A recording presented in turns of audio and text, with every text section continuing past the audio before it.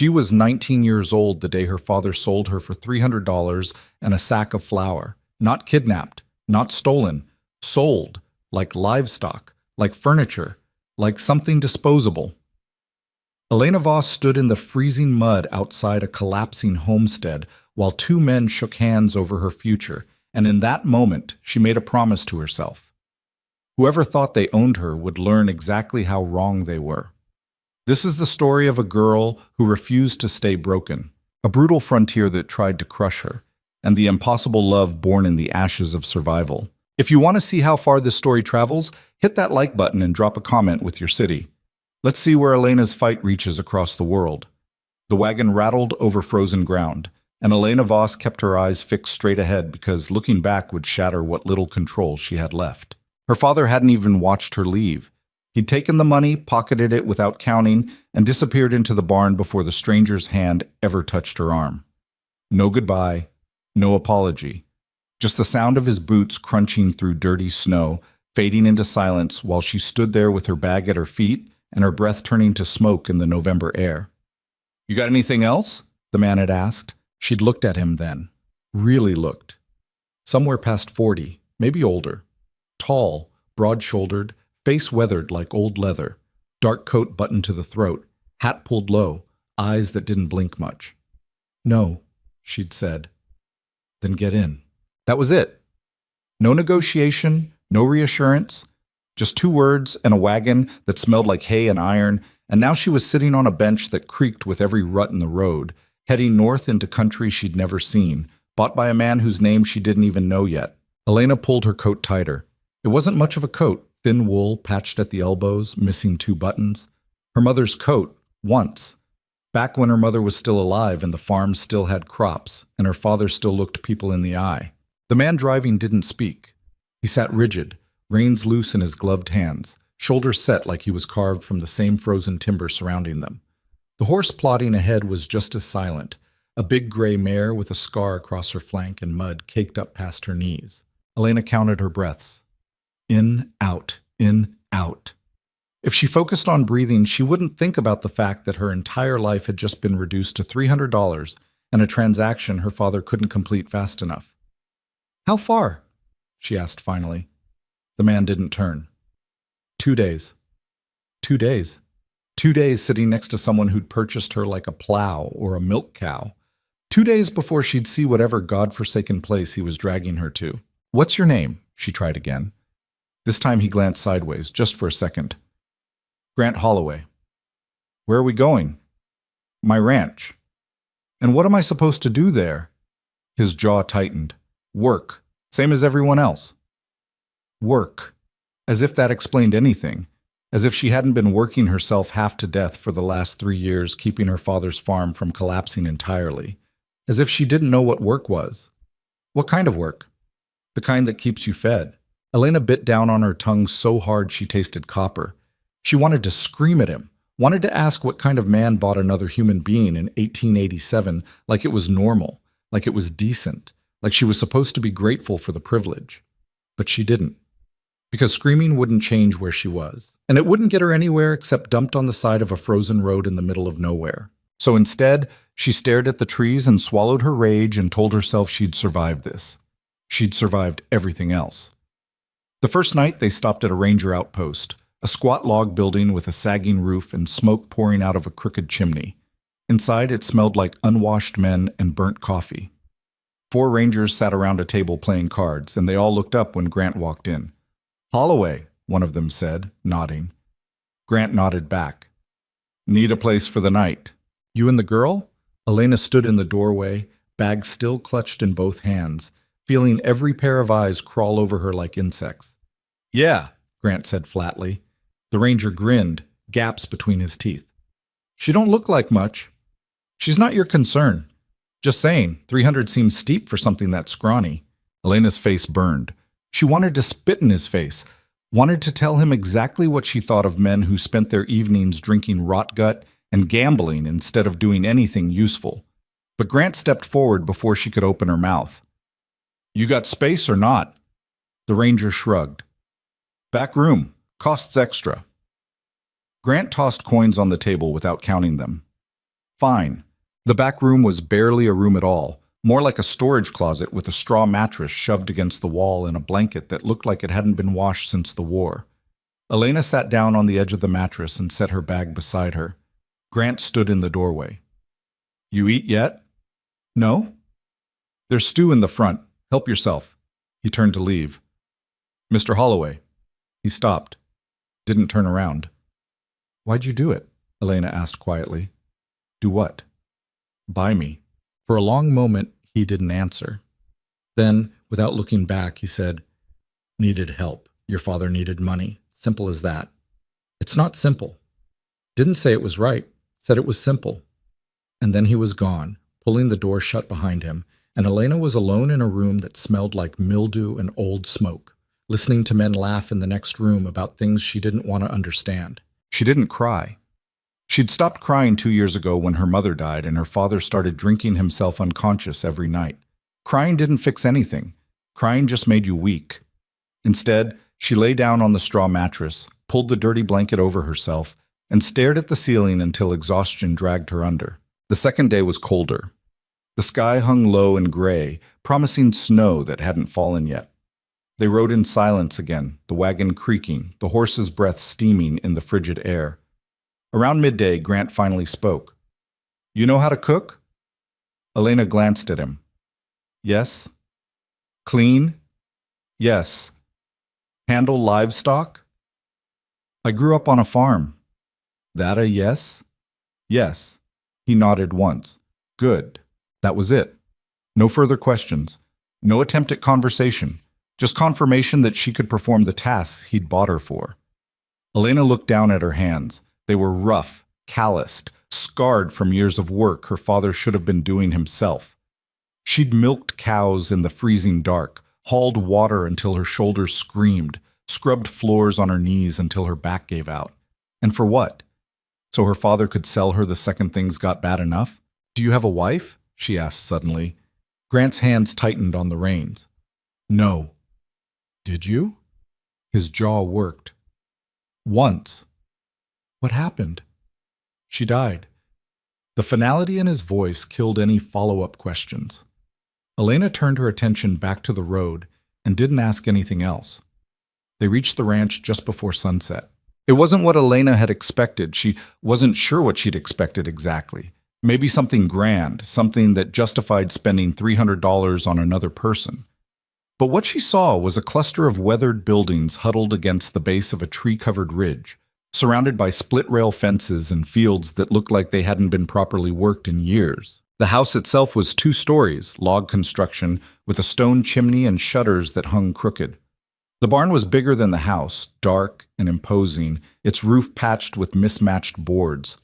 There were a few other structures, a chicken coop, a smokehouse, what might have been a bunkhouse, but everything looked worn down, tired, like it was barely holding itself together. Grant pulled the wagon to a stop in front of the house.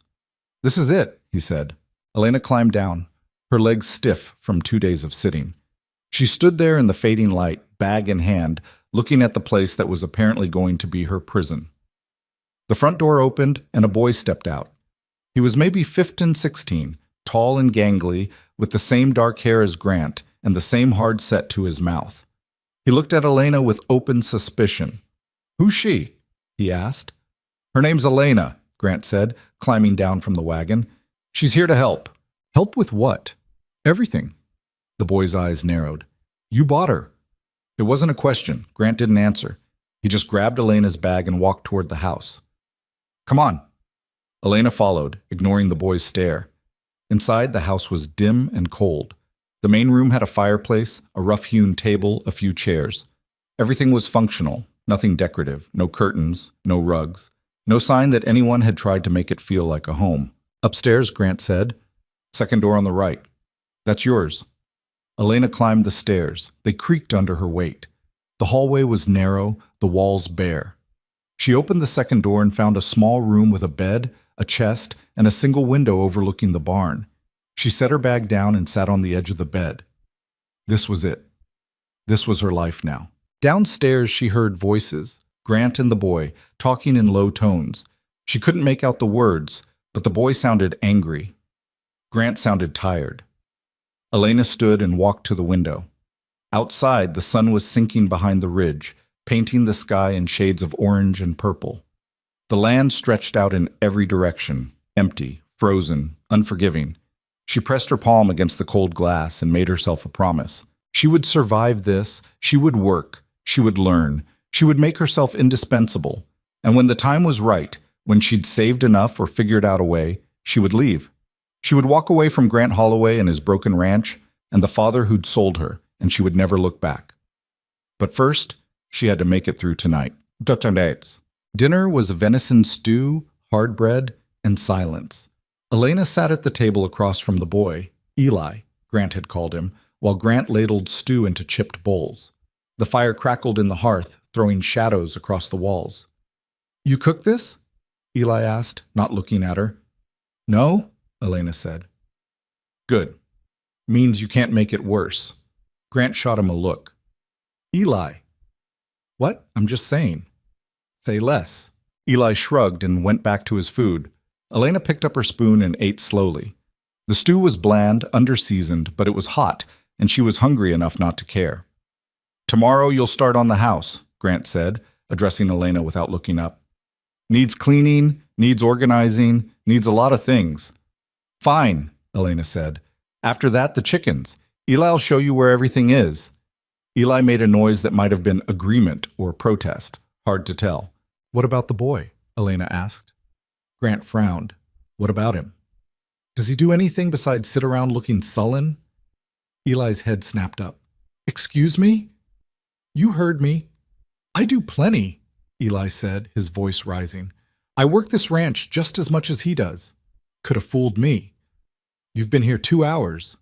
Long enough." Eli slammed his spoon down. "Who the hell do you think you are? Someone who's not going to be pushed around by a teenager with an attitude problem." "Eli," Grant said sharply. "Enough. She started it. I said enough." Eli shoved his chair back and stalked out of the room. A moment later, the front door slammed. Grant sighed and rubbed his face. "You didn't have to do that." "He was rude. He's a kid. He's old enough to know better." Grant looked at her then, really looked at her, and for the first time since they'd met, something other than indifference crossed his face. It might have been surprise. Might have been respect. Hard to say. "You're not what I expected," he said quietly. "What did you expect?" "Someone quieter." Elena smiled without humor. "Sorry to disappoint." "Didn't say I was disappointed." He stood, picked up his bowl, and walked to the fireplace. He stared into the flames for a long moment, shoulders tense, before speaking again.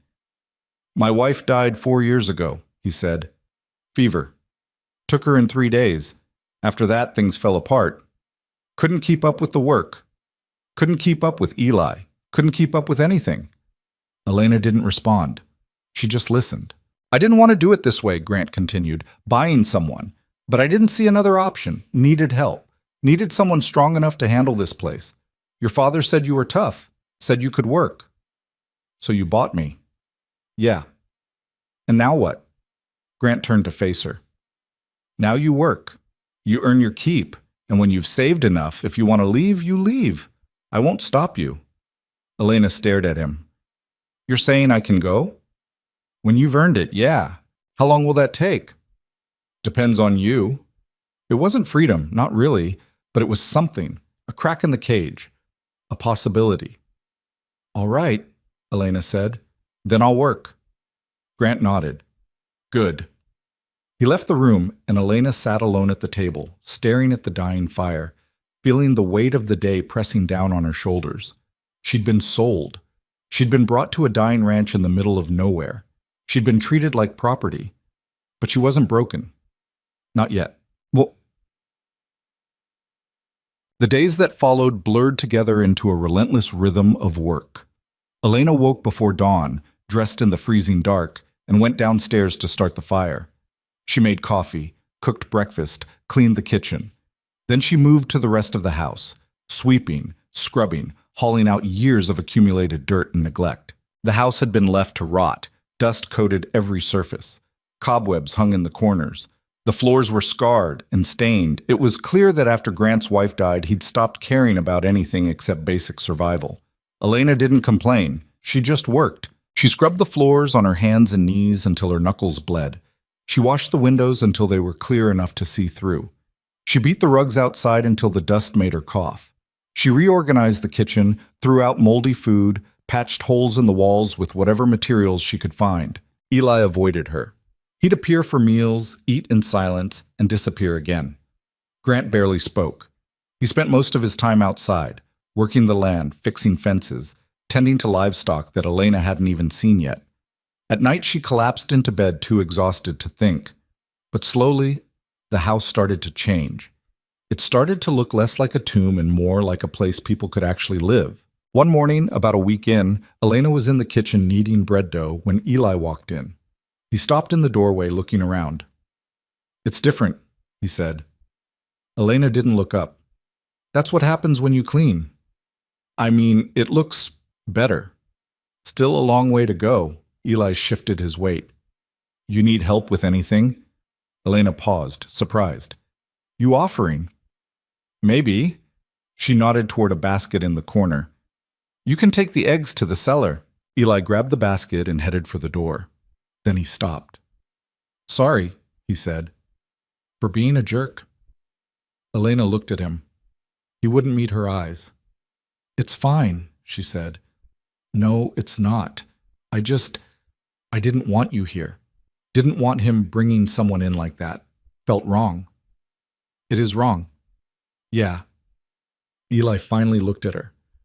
"But you're not what I thought you'd be." "What did you think I'd be?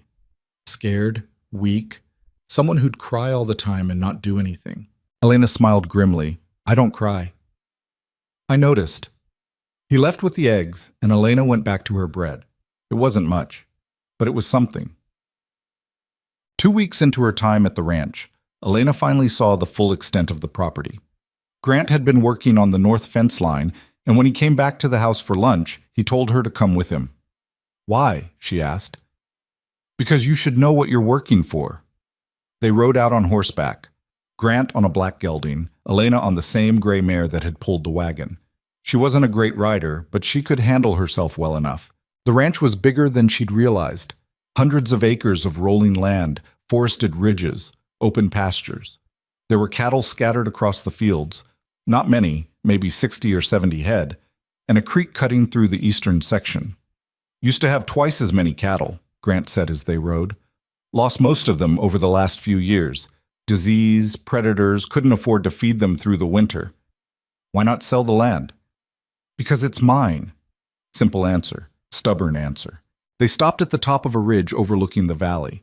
From here, Elena could see the whole spread, the house, the barn, the fields, the creek glinting in the afternoon sun. "It's beautiful," she said. Grant glanced at her. "You think so?" "Yeah, it's dying, but it's beautiful." He looked back at the land. "That's what she used to say, my wife. She loved this place, more than I did, I think." "What was her name?" "Catherine." Elena didn't push for more. They sat in silence, the wind cold against their faces, the horses shifting beneath them. "You really mean it?" Elena asked finally. "That I can leave when I've earned it?" "Yeah." "How will I know when that is?" Grant considered. "When you've put back into this place what I paid for you. When you've made it worth something again." "And if I can't?" "You will." "How do you know?" "Because you're still here. If you were going to break, you'd have done it already." Elena didn't know what to say to that, so she just nodded and turned her horse back toward the house. Winter hit hard. Snow piled up against the sides of the buildings. The wind screamed through the gaps in the walls. The temperature dropped so low that water froze solid in the well, and they had to melt snow just to drink. Elena learned to split firewood, haul water, keep the fires burning through the night. She learned which chickens laid eggs and which ones were just eating feed for no reason. She learned how to shovel paths through snow so deep it came up to her waist. Grant and Eli worked from dawn to dark, battling the cold, struggling to keep the livestock alive. Elena cooked massive pots of stew, baked bread until her hands cramped, kept the house warm enough that they didn't freeze when they came in at night. One evening, a blizzard rolled in so fierce that they couldn't see 10 feet past the windows. The wind howled like something alive, rattling the shutters, piling snow against the door. Grant came in covered head to toe in ice, his face raw and red. "Lost 3 calves," he said, shaking snow off his coat. "Couldn't get to them in time." Elena handed him coffee. "I'm sorry. Not your fault." He sat by the fire, staring into the flames, and Elena saw something she hadn't seen before: defeat. "We're not going to make it," he said quietly. "Yes, you will." "You don't know that." "I do." He looked at her. "How?" "Because you haven't quit yet." Grant held her gaze for a long moment. Then he nodded and went back to his coffee. The storm lasted 3 days. When it finally broke, the world outside was buried under 4 feet of snow. They spent a week digging out, salvaging what they could, trying to assess the damage. But they were still standing. Whoosh. Spring came slowly, reluctantly. The snow melted, the creek swelled. The fields turned from white to brown to green. Elena planted a garden behind the house. Vegetables, herbs, anything she could coax out of the hard ground. Eli started talking to her more. He'd sit in the kitchen while she cooked, asking questions, telling stories about his mother, complaining about his father. Elena listened. She didn't offer advice. She just listened.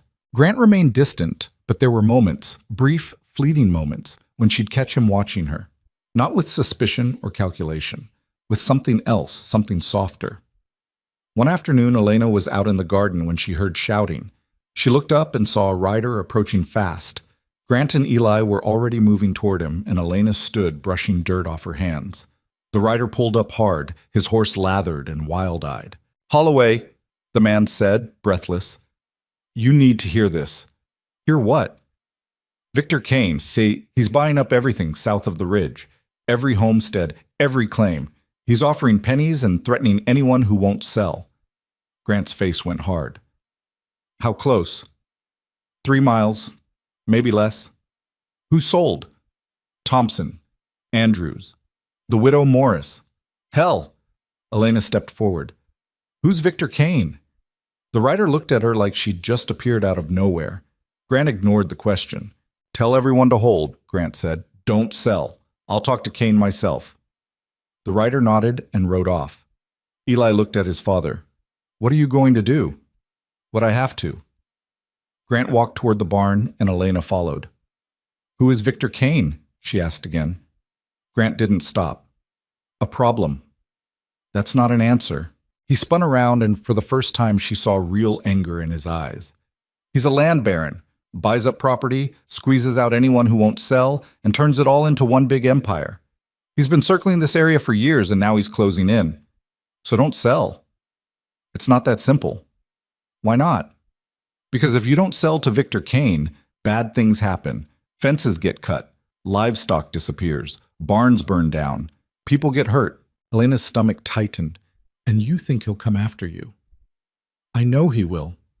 "Then we fight." Grant stared at her. "We? You think I'm just going to stand by and watch everything fall apart?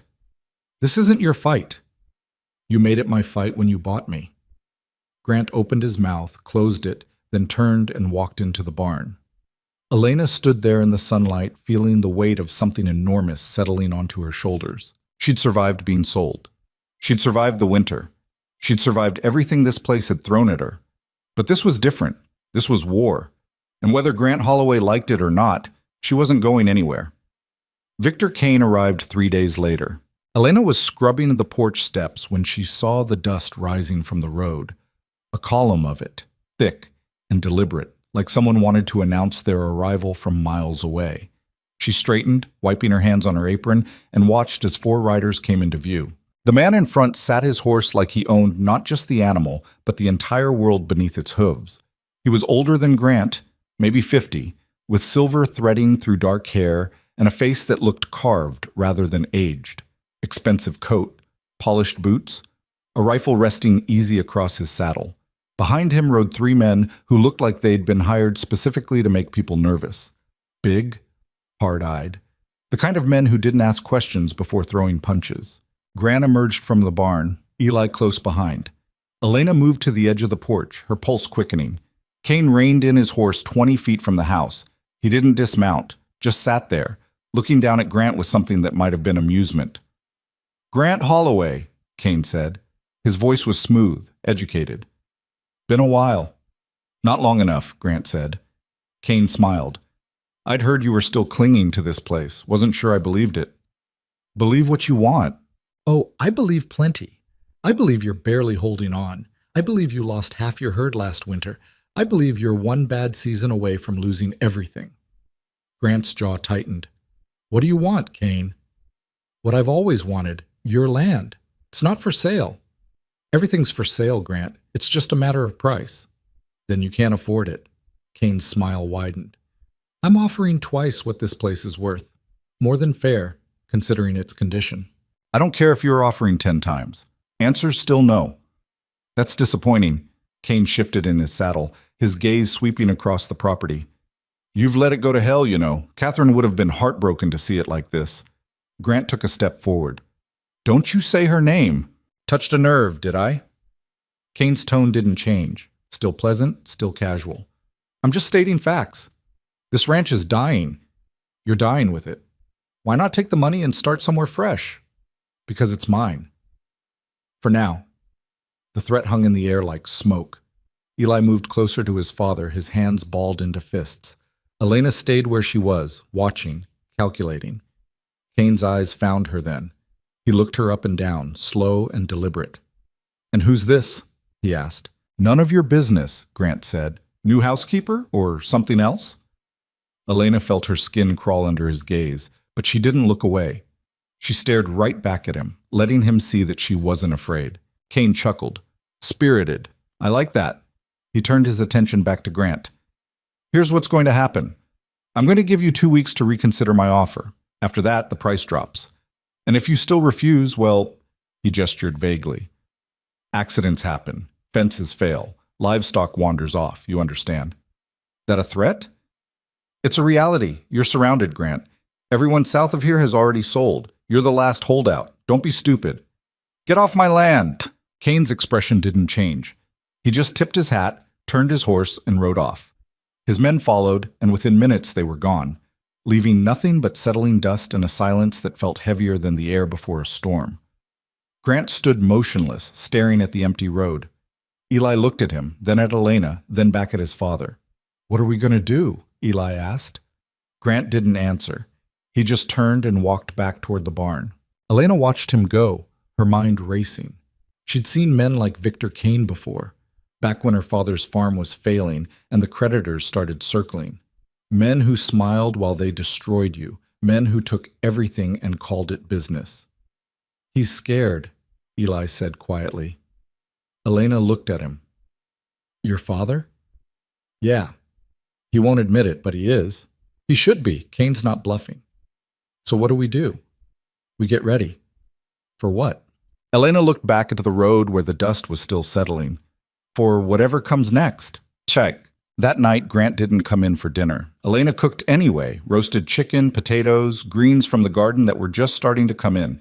She set the table for 3 and waited. Eli appeared, ate in silence, and disappeared again. The third plate sat untouched. When full dark had settled and the fire was burning low, Elena grabbed a lantern and went looking for him. She found Grant in the barn, sitting on an overturned bucket, staring at nothing. The lantern light carved deep shadows across his face. "You need to eat," Elena said. "Not hungry." "Don't care. You're eating anyway." Grant looked up at her. "You always this stubborn?" "You bought someone stubborn. Deal with it." A ghost of a smile crossed his face, then vanished. "He's going to come after us, you know, Kane. He doesn't make idle threats." "I know. You should leave, before things get bad." Elena set the lantern down and crossed her arms. "Where exactly would I go?" "Anywhere. Town. Find work. I'll give you money." "I don't want your money." "Then what do you want? To not run away like a coward." Grant stood, his expression hardening. "This isn't your fight." "How many times are you going to say that before you realize it's not true anymore?" Elena stepped closer. "I've worked this ranch for months. I've bled for it. I've kept this place from falling apart while you and Eli barely held it together. You think I'm just going to walk away now? It's not about what you've done. It's about what's coming. Kane will burn this place to the ground if he has to. I won't let you get caught in that. You don't get to decide what I do or don't get caught in. They stared at each other in the flickering light, and Elena saw something shift in Grant's eyes. Not agreement, exactly, but recognition, like he was finally seeing her as something other than a transaction. Why? He asked quietly. Why stay? Elena didn't have a good answer, not one that made sense. She barely understood it herself. Why she cared about a ranch that wasn't hers. Why she was willing to fight for a man who'd bought her like livestock. Why the thought of leaving made her chest feel tight and wrong. Because I'm tired of losing, she said finally. Grant didn't respond. He just picked up a hammer from the workbench and turned it over in his hands. I built this place with Catherine, he said. Every fence post, every board. We came out here with nothing and turned it into something. When she died, I let it all slip away because I didn't care anymore. Didn't see the point. And now? Now I don't know. I look at it and I see all the ways I failed her, failed Eli, failed everyone. So fix it. It's not that simple. It never is. But sitting in a barn feeling sorry for yourself isn't going to stop Kane. Grant looked at her, something like anger flashing across his face. Then it faded, replaced by exhaustion. You don't pull your punches, do you? Would you prefer I lie? No? He set the hammer down. No, I wouldn't. Elena picked up the lantern. Your food's getting cold. Come eat. This time, he followed. Tetunk. The attack started small. A section of fence on the eastern pasture was cut during the night. 20 head of cattle wandered off, and it took Grant and Eli 2 full days to round them up. Then a week later, someone poisoned the creek upstream. They lost 4 calves before they figured out what was happening and moved the herd. Grant rode into town to file a complaint with the sheriff. He came back 3 hours later, his face tight with barely controlled rage. What did he say? Elena asked. Nothing. Said there was no proof. Said it could have been anyone. That's horseshit. That's politics. Kane owns half the businesses in town. Sheriff's not going to cross him. Eli slammed his fist on the table. So we're just supposed to let him do whatever he wants? No, Grant said. We protect what's ours. They started taking shifts through the night. One person awake at all times, watching for movement, listening for trouble. Elena took the late shift, sitting on the porch with a rifle across her lap and a blanket around her shoulders, staring into the darkness until her eyes burned. She'd never fired a gun before coming to the ranch. Grant had taught her during the spring, showing her how to load, aim, breathe.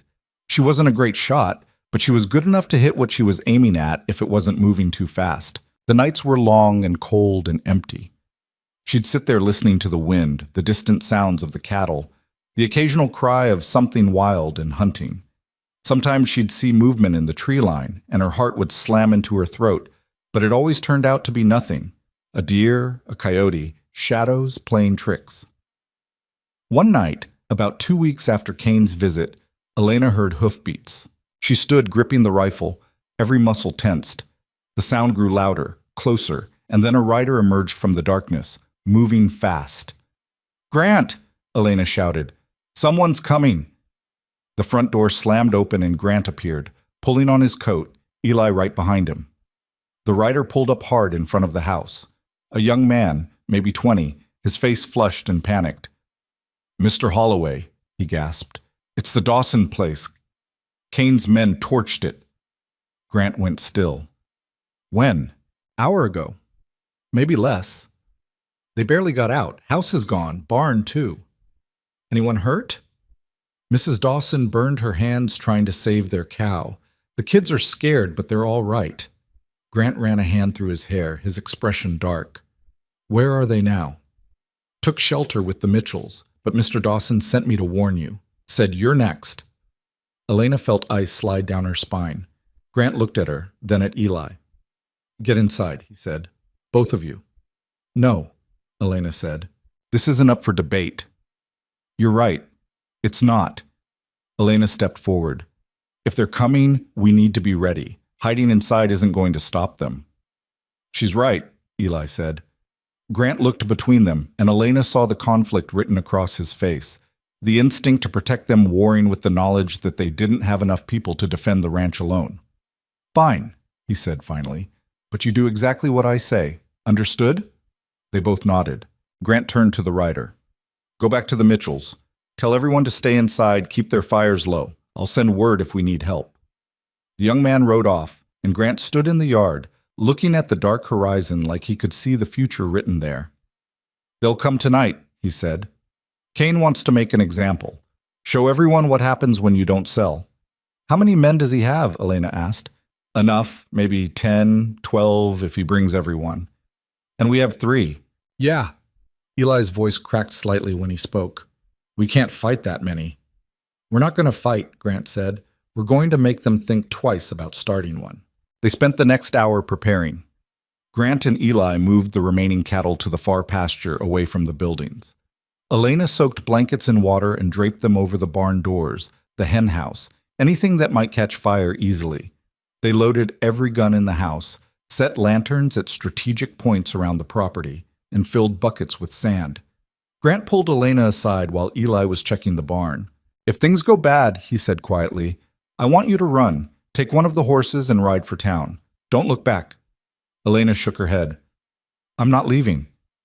"Elena, I said I'm not leaving. You're wasting your breath." Grant stared at her, and for a moment she thought he might argue. Instead, he just nodded and handed her a revolver. "Keep this on you. If anyone gets close, use it." Elena took the gun. It was heavier than she expected, cold and solid in her hand. "I've never shot anyone before." "Hopefully you won't have to, but if it comes down to you or them, don't hesitate." "I won't." They waited. The hours crawled by. Midnight came and went, 1 in the morning, 2. Elena sat on the porch, rifle beside her, revolver tucked into her belt, watching the road. Eli paced near the barn.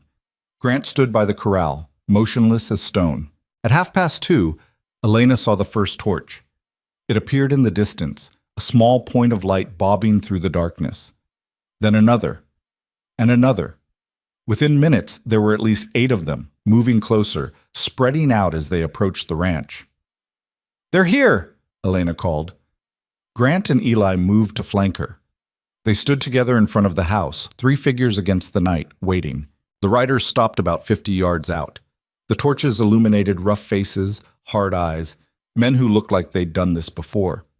In the center sat Victor Kane, mounted on a white horse, looking entirely too pleased with himself. "Last chance, Holloway," Kane called out. "Take my offer and walk away, or stay and lose everything." "Already gave you my answer," Grant shouted back. "Then you're a fool." Kane raised his hand and the men started to advance. Grant lifted his rifle. "Stop right there." They kept coming.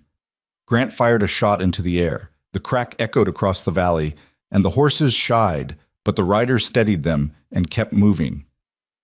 "Next one's not a warning," Grant said. "You shoot one of my men," Kane said calmly, "and I'll make sure you hang for it." "Worth it," Kane laughed. "You really think you can stop all of us?" "I think you don't want to find out."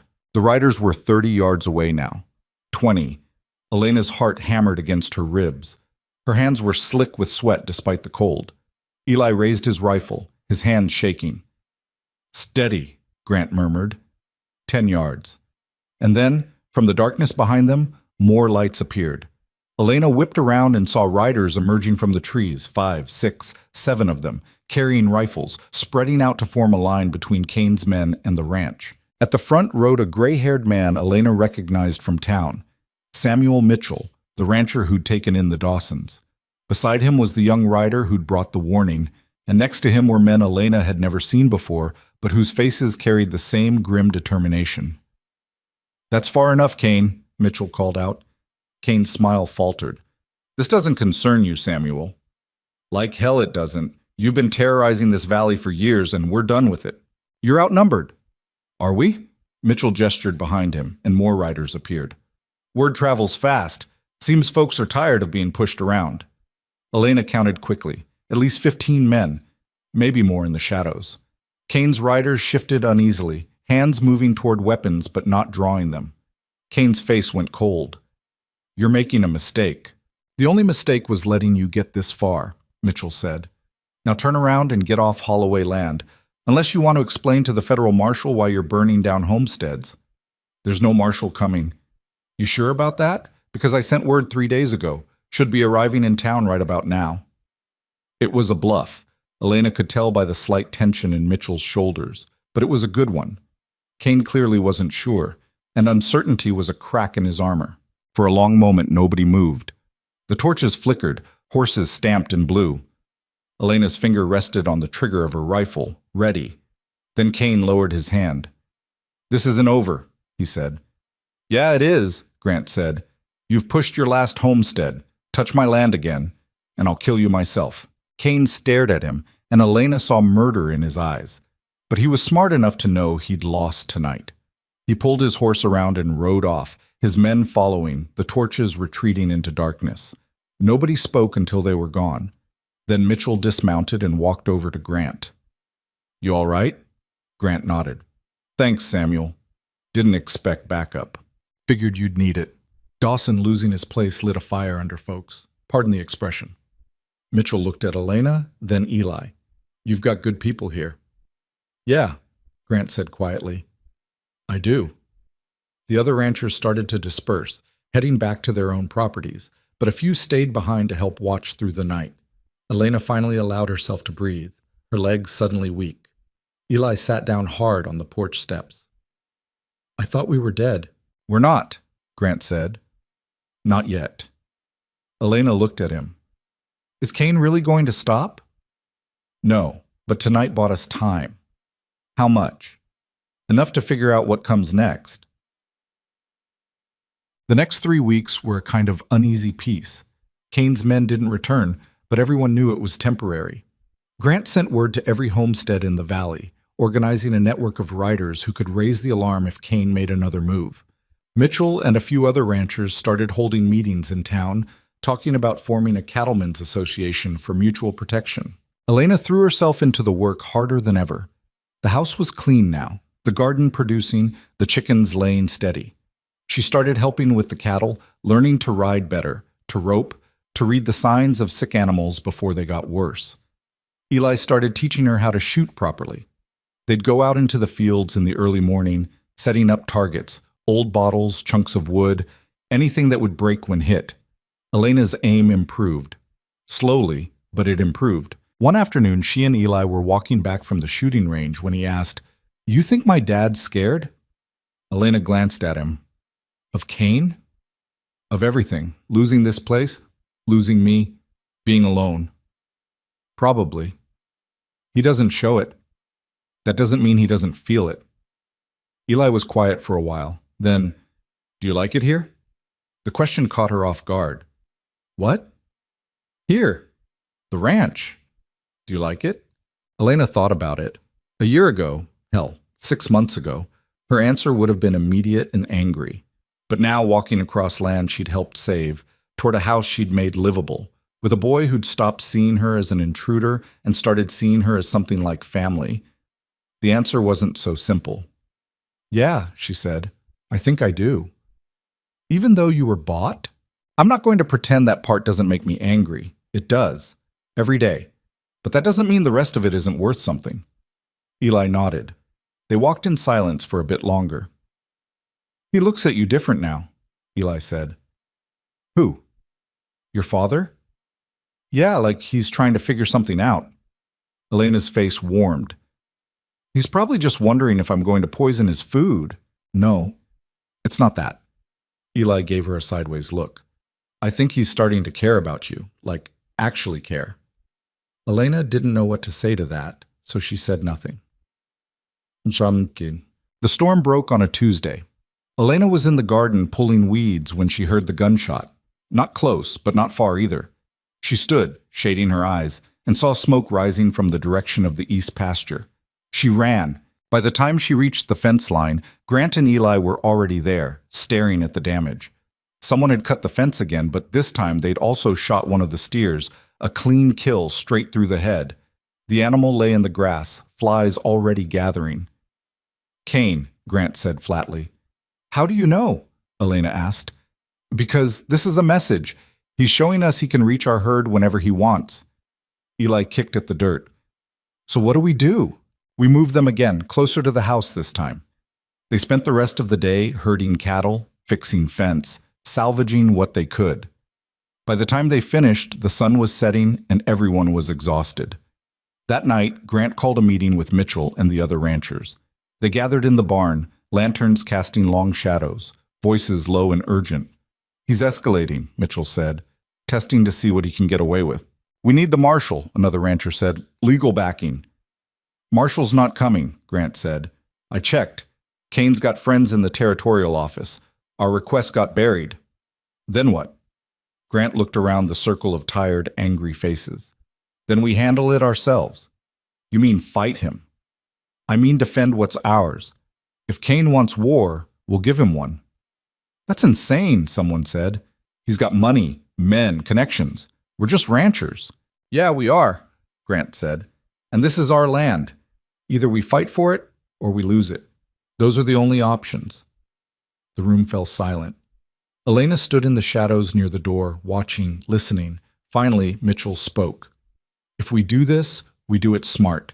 We fortify our properties, set up watch rotations, make sure Kane knows we're ready, and we document everything, every attack, every threat. Build a case strong enough that even his friends can't ignore it. Agreed, Grant said. They talked for another hour, mapping out strategies, dividing responsibilities. When the meeting broke up, the ranchers rode off into the night, leaving Grant and Eli and Elena alone in the barn. Grant extinguished the lanterns one by one until only darkness remained. You think it'll work? Eli asked. I think it's our only shot. Elena stepped forward. What do you need me to do? Grant looked at her. In the faint moonlight filtering through the gaps in the walls, his face looked older, harder. I need you to keep doing what you've been doing. Keep this place running. Keep Eli safe. And you? I'm going to make sure Victor Kane understands that we're not backing down. How? Grant smiled, but there was no humor in it. By hitting back, neck. The retaliation came 3 nights later. Grant and Mitchell, along with 4 other ranchers, rode to one of Kane's line camps, a small outpost where his men stayed while working the eastern range. They didn't burn it, didn't kill anyone, just cut every fence within 5 miles, scattered his cattle, and left a note nailed to the door. Stay off our land. When Kane found out, he sent 10 men to the Holloway Ranch. They came at dawn, riding hard, guns drawn. But this time, Elena and Eli were ready. They'd spent the previous 2 days setting up defenses, barricades, firing positions, pre-positioned ammunition. When the riders appeared on the horizon, Elena rang the bell Grant had mounted by the house, and within minutes, Mitchell and 6 other ranchers came thundering in from their watch positions. The 2 groups faced each other across the yard. Kane's foreman, a brutal-looking man named Hatcher, sat at the front. "Holloway!" he shouted. "Come out!" Grant stepped onto the porch, rifle in hand. "I'm here." "You made a mistake." "Did I?" "Mr. Kane wants you to know that fence cutting goes both ways, so does killing livestock." "Then tell Kane to stop starting fights he can't finish." Hatcher's hand moved toward his gun. Instantly, every rifle on Grant's side came up, a dozen barrels aimed at Kane's men. "Go ahead," Mitchell called out. "Give us a reason." Hatcher's eyes flicked across the line of armed ranchers. He was outnumbered, and he knew it. After a long, tense moment, he spat into the dirt. "This isn't over." "It is if you keep riding," Grant said. Hatcher wheeled his horse around and left, his men following. But as they retreated, one of them turned in his saddle and fired a shot toward the house. The bullet splintered the porch railing inches from where Grant stood. Elena didn't think. She raised her rifle and fired back.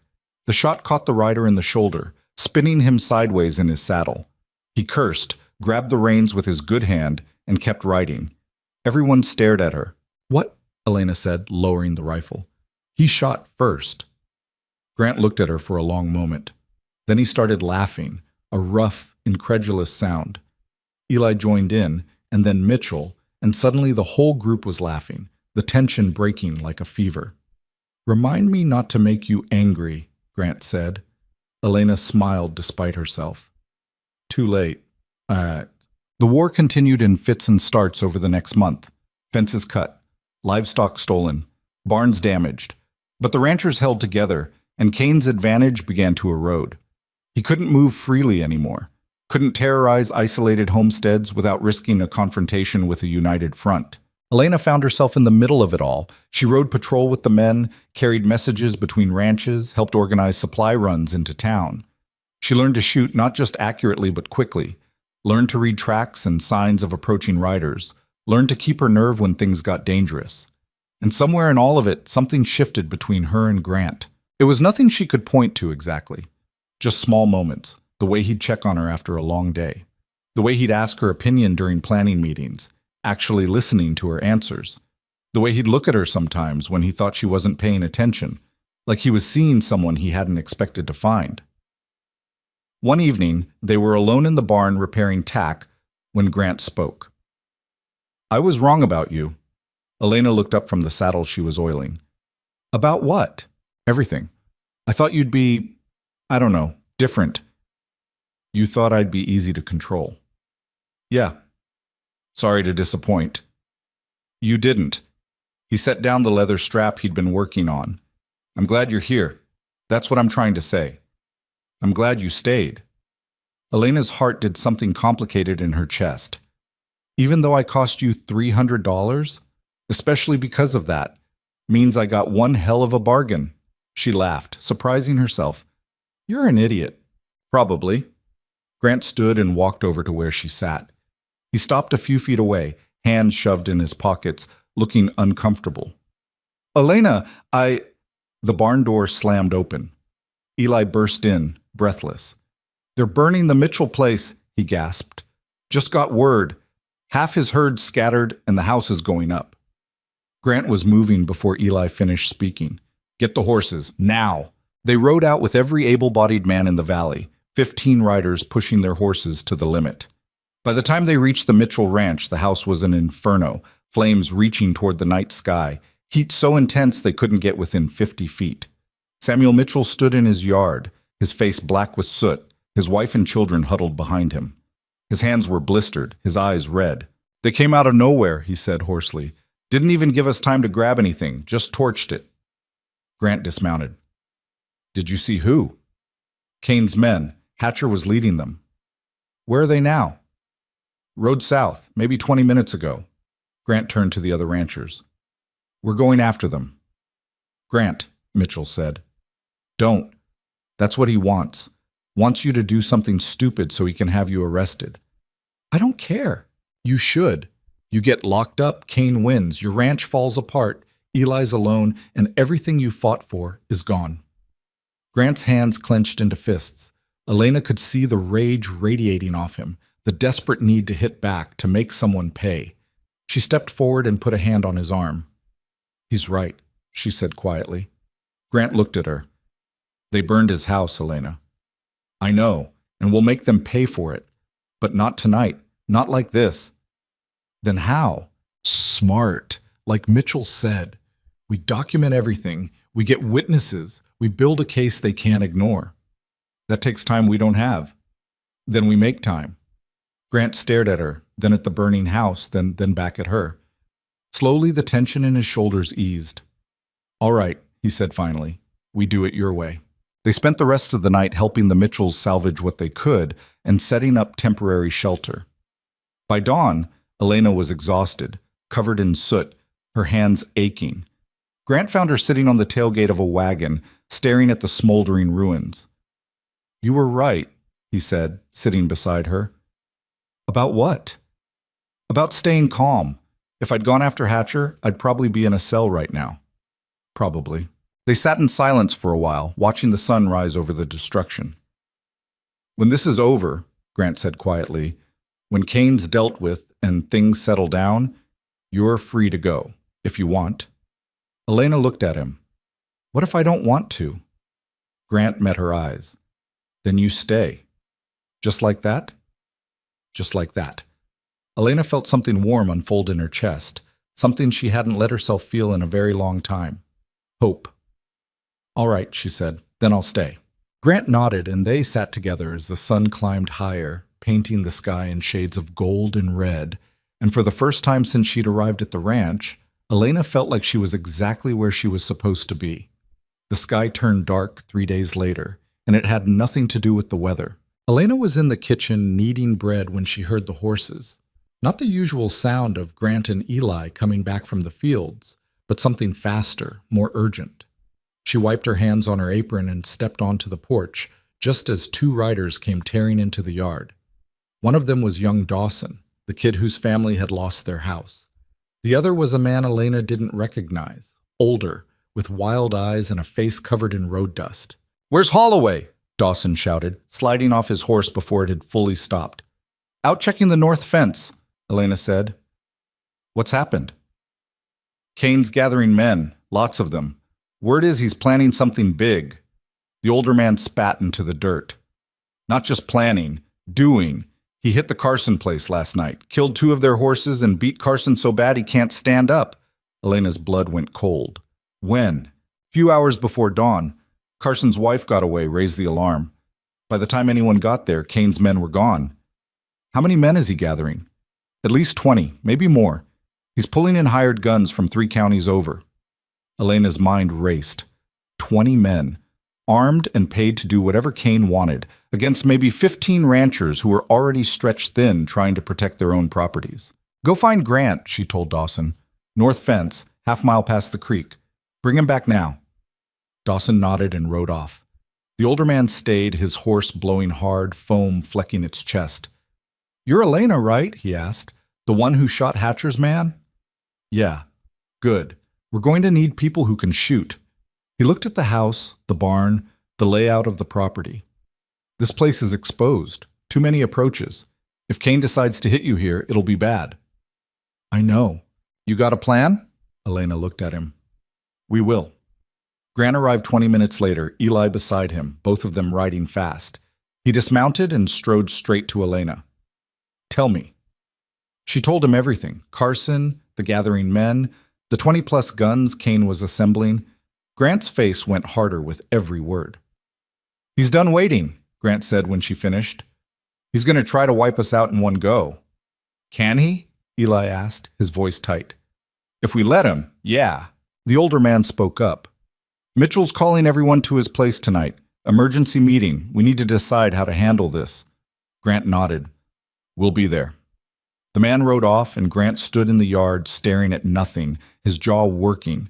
Elena could see him running through scenarios, calculating odds, trying to find a way out that didn't end with people dead. "We could leave," Eli said quietly. "Just pack up and go. Start somewhere else." "No," Grant said immediately. "Why not? It's just land." "It's not just land," Grant's voice cracked like a whip. "It's everything your mother and I built. It's the only thing I have left of her. I'm not giving it up. Not to Kane, not to anyone." Eli flinched. Elena stepped forward. "Then we fight smart," she said. "We use what we have. This ranch, these people, the fact that Kane's overconfident." Grant looked at her. "You got something in mind?" "Maybe.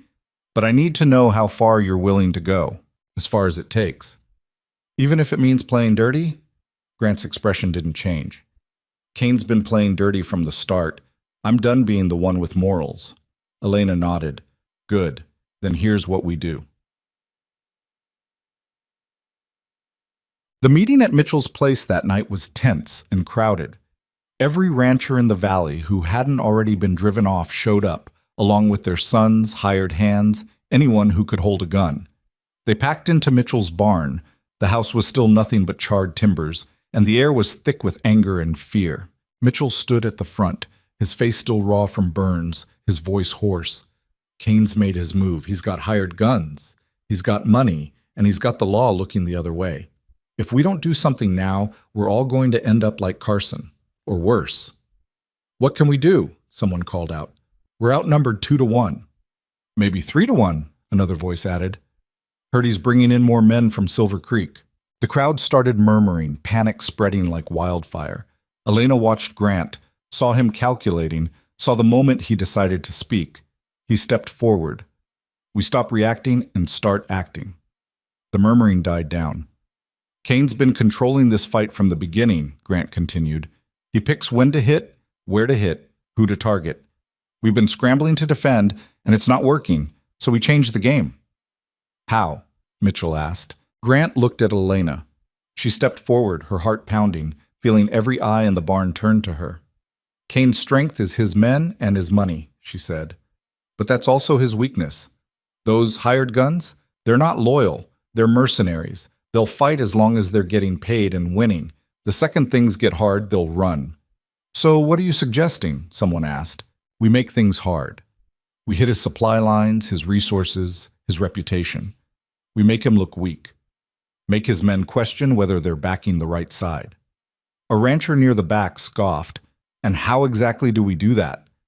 By hitting him where he doesn't expect it, Grant said. Cain thinks we're just going to sit here and wait for him to burn us out one by one. So we don't wait. We take the fight to him. That's suicide, someone said. No, Elena said. It's survival. You want to know what's suicide? Sitting here doing nothing while he picks us off. The room fell silent. Elena could see the fear in their faces, but she could also see something else. Desperation. They were out of options, and they knew it. Finally, an old rancher named Garrett spoke up. What exactly are you proposing? Grant pulled out a rough map he'd drawn on a piece of paper. Cain's got 3 line camps scattered across his territory. They're where his men sleep, where he stores supplies, where he keeps his extra horses. We hit all 3 in one night. Burn them to the ground. You said we weren't going to be like him, Mitchell said. I said we'd be smart. This is smart. We cripple his operation, scatter his men, show everyone in this valley that Cain's not invincible. And if we get caught, we don't get caught. We move fast, hit hard, and we're gone before anyone knows what happened. The ranchers looked at each other. Elena could see them weighing it, testing the idea against their fear. I'm in, Garrett said finally. Me too, another voice called. And me. One by one, hands went up. Not everyone, some held back. Too scared or too cautious, but enough. More than enough. Grant nodded. We move tomorrow night. Everyone brings whatever guns they have, whatever supplies. We split into 3 groups, hit all 3 camps simultaneously. By the time Cain figures out what's happening, we're already gone.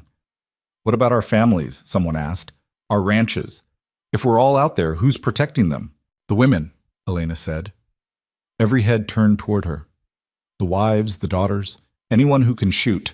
They stay behind, fortify the ranches, watch for trouble. Cain's not going to expect that either. A woman near the front, Carson's wife, her face still streaked with soot from trying to save her husband, spoke up. We can do that. We've been sitting around feeling helpless long enough. Other women nodded. Elena saw something shift in the room, the fear giving way to something harder, determination. Mitchell looked at Grant. You really think this'll work? I think it's our only shot. Then let's do it. The next day was a blur of preparation. Grant and Elena rode to each participating ranch, coordinating positions, making sure everyone understood the plan. Eli stayed behind to help the women set up defenses, barricades, firing positions, signal systems in case Cain retaliated. By late afternoon, Elena's legs ached from riding, and her voice was raw from talking. She and Grant stopped at a creek to water the horses and catch their breath. You nervous? Grant asked. Terrified, Elena admitted. Good. Means you're thinking straight. She looked at him. You ever done anything like this before? No. You? Obviously not. They both laughed, the sound bitter and tired. Grant sat down on a rock near the water's edge. If this goes wrong, it won't. If it does, he insisted, I need you to take Eli and run. Get as far from here as you can. We've been over this. I know, but I need to hear you say it. Elena sat beside him. I'm not leaving. Not you, not Eli, not the ranch. So stop asking. Grant looked at her, really looked at her, and Elena felt something pass between them, something unspoken but heavy with meaning. I don't deserve you, he said quietly. You're right. You don't. He smiled despite himself. You always this honest? Only when it matters. Grant reached out and took her hand. His palm was rough, calloused, warm. Elena's breath caught in her throat. When this is over, he said, if we survive, I want to do this right. Court you properly. Ask permission instead of just assuming. You bought me, Grant. Pretty sure traditional courtship is out the window. Then we make new traditions. Elena squeezed his hand. I'd like that. They sat there for a long moment, hands joined, watching the water flow past. Then Grant stood and pulled her to her feet. Come on, we've got work to do. They gathered after nightfall at a spot 2 miles south of Kane's territory. 15 men on horseback, armed with rifles, revolvers, torches, and determination. The moon was a sliver, barely providing light, which was exactly what they needed. Grant divided them into 3 groups. He'd lead the assault on the main camp. Mitchell would take the eastern camp. Garrett would hit the western one. Elena insisted on going with Grant's group, and after a brief argument that she won simply by refusing to back down, he relented. Remember, Grant said, addressing everyone, we're not here to kill anyone. We're here to destroy supplies and send a message. You see someone? You give them a chance to run. They don't take it, then you do what you have to. Clear? Everyone nodded. Move out. The group split up, melting into the darkness. Elena rode beside Grant, her rifle across her lap, her heart hammering so hard she thought everyone could hear it. The main camp was the largest, a cluster of 4 rough buildings and a corral with maybe 20 horses. As they approached, Elena could see lamplight in one of the buildings, shadows moving behind canvas walls. Grant held up a hand and they stopped. He gestured to 2 men, sent them around to the corral, gestured to 2 more, sent them to flank the buildings. Then he looked at Elena. You stay with the horses. Like hell. Elena, we don't have time to argue. Let's go. They dismounted and moved forward on foot, slow and quiet. The camp was eerily still except for the murmur of voices from the lit building. Grant signaled. The men by the corral cut the fence and spooked the horses, sending them scattering into the night. At the same moment, Grant's group rushed the supply shed. Someone shouted. A door slammed open and men came pouring out, 4, 5, 6 of them, half-dressed, confused, reaching for weapons. Drop them, Grant shouted. One man went for his gun anyway. The rancher beside Grant fired, and the man went down clutching his leg, screaming. The others froze. Get out, Grant said. Run or die. Your choice. They ran. Grant's men moved fast, dousing the buildings with oil, piling up supplies. Elena helped, her hands shaking but steady enough. When everything was ready, Grant lit the first torch. Do it, he said. They threw the torches. Fire caught immediately, racing across the oil-soaked wood, climbing the walls, devouring everything. Within minutes, the entire camp was an inferno. Go, Grant shouted. They mounted up and rode hard, flames lighting the sky behind them. Elena looked back once and saw the destruction they'd caused. Buildings collapsing, smoke billowing, total chaos. They met up with the other groups an hour later at the rendezvous point. Mitchell's team had succeeded. So had Garrett's. 3 camps, all burning, all destroyed in a single, coordinated strike. Any casualties? Grant asked. One of mine got winged, Garrett said. Nothing serious. You? We had to shoot one of Kane's men, leg wound. He'll live. Good. Let's get home before anyone tracks us.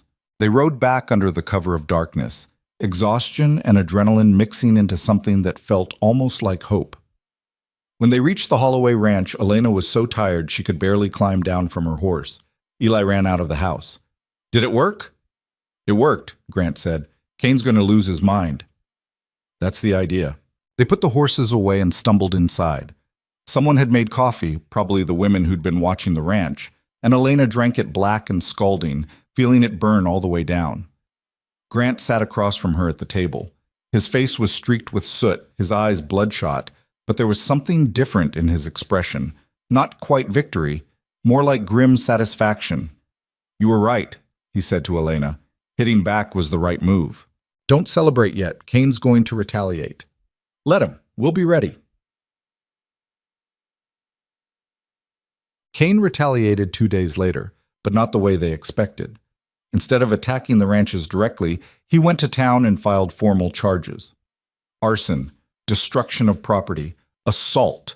He had witnesses, his men who'd escaped the fires, and even though everyone knew those witnesses were liars, the law was the law. The sheriff showed up at the Holloway Ranch on a gray morning, looking uncomfortable. Grant, he said, not dismounting, I got warrants for you, Mitchell, Garrett, and 6 others. Grant stood on the porch, Elena beside him. On what charges? Arson.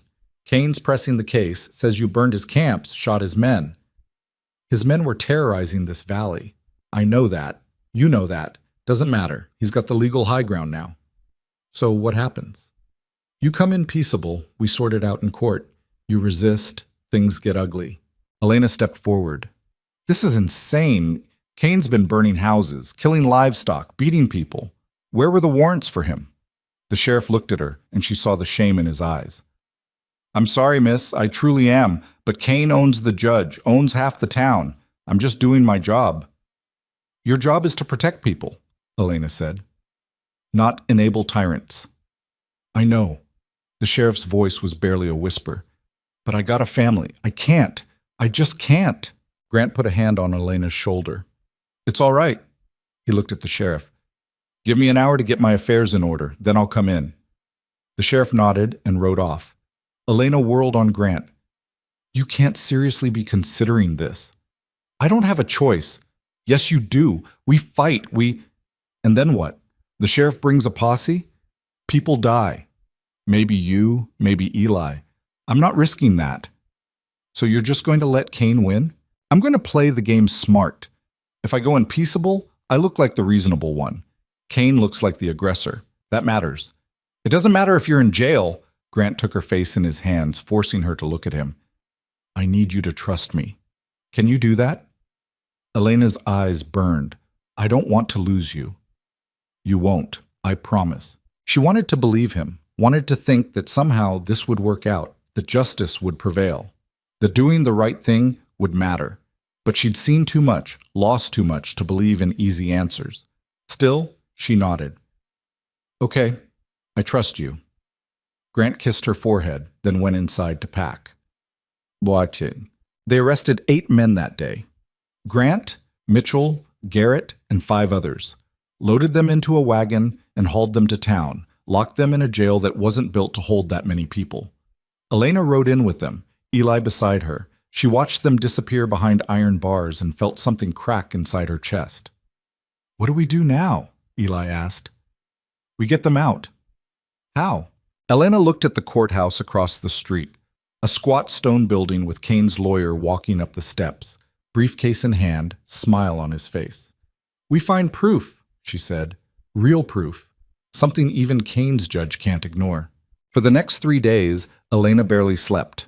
She rode to every ranch in the valley, talked to every person who'd been victimized by Kane, collected testimonies, documented damage.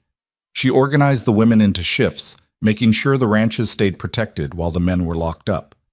On the 4th day, she was in town posting bond money, everything Grant had saved, plus contributions from the other families, when she overheard 2 men talking outside the general store. Whole thing's a setup, one was saying. Kane's planning to move on the Holloway place tonight. Figures with Grant in jail, there's no one to stop him. Elena's blood turned to ice. She stepped around the corner. Say that again. The men looked at her, startled. One of them was a ranch hand she recognized, the other a stranger. You, Elena? The stranger asked. Yeah, your man's in trouble. Kane's got 20 men riding out tonight. They're going to burn the Holloway ranch, scatter the herd, make sure there's nothing left to come back to. Why are you telling me this? The stranger shifted uncomfortably. Because I used to work for Kane. Quit last week when I realized what kind of man he really was. Figured you folks deserved a warning. When tonight? After midnight, maybe later? Elena's mind raced. Grant was locked up. The ranch was vulnerable. Even with the women defending it, 20 armed men would be impossible to stop. Unless she didn't try to stop them at all. An idea started forming, reckless, dangerous, probably insane. But it might work. I need you to do something for me, she told the stranger. What? Ride to every ranch. Tell them what's happening. Tell them we need everyone at the Holloway place by midnight. Every man, woman, and child who can hold a gun. That's suicide. No, Elena said. It's bait. By 11 that night, the Holloway ranch was transformed. 40 people crowded into the house, the barn, the outbuildings. Ranchers' wives, teenage sons, old men who'd fought in the war, anyone willing to make a stand. Elena had positioned them carefully, hidden from view, waiting in the darkness. Eli stood beside her on the porch, rifle in hand, his face pale but determined. You sure about this? He asked. No, but it's too late to back out now. At midnight, they heard the horses. Elena's heart hammered against her ribs. This was it. No turning back. The riders came into view, a dark mass of men, torches burning, moving toward the ranch like a wave of destruction. At the front rode Victor Kane himself, and beside him was Hatcher, his shoulder still bandaged from where Elena had shot him. They stopped 50 yards from the house. Kane's voice rang out across the night. Holloway, come out and face me! Elena stepped onto the porch, alone, lamplight illuminating her from behind. Kane laughed. The girl? Where's Grant? In jail? Elena called back. Thanks to you.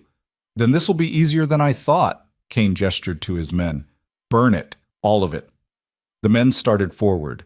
Elena raised her hand. I wouldn't. And why not? Because you're surrounded. On cue, lanterns lit up all around the property. In the windows, in the barn, in the tree line. 40 rifles pointed at Kane's men from every direction. Kane's smile faltered. He looked around, seeing the guns, the faces, the sheer number of people who'd shown up to defend this place. You're bluffing, he said. Am I? Elena stepped down from the porch. You wanted a war, Kane. Now you've got one. But here's the thing. You're outnumbered. You're outgunned. And everyone here has seen what you've done. Burned houses, killed livestock, beat people until they couldn't stand. We've got witnesses. We've got documentation. And if you make one move toward this ranch, we've got 40 people who'll testify that you attacked first. The law's on my side. Not anymore. Elena pulled a folded paper from her pocket. This is a telegram from the federal marshal's office. They're sending investigators. Should be here in 3 days.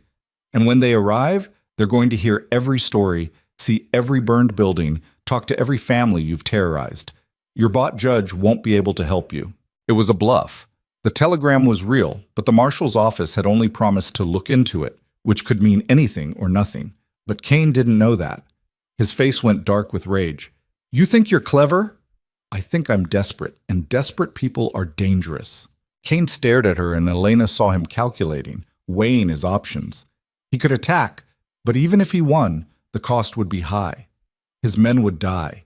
The publicity would be devastating. The marshal's investigation would be impossible to stop, or he could retreat, live to fight another day. Slowly, Kane raised his hand. His men lowered their torches. This isn't over, he said. Yeah, Elena said. It is. You just don't know it yet. Kane wheeled his horse around and rode off, his men following. Elena watched until they disappeared into the darkness. Then her legs gave out, and she sat down hard on the porch steps. Eli ran to her. You okay?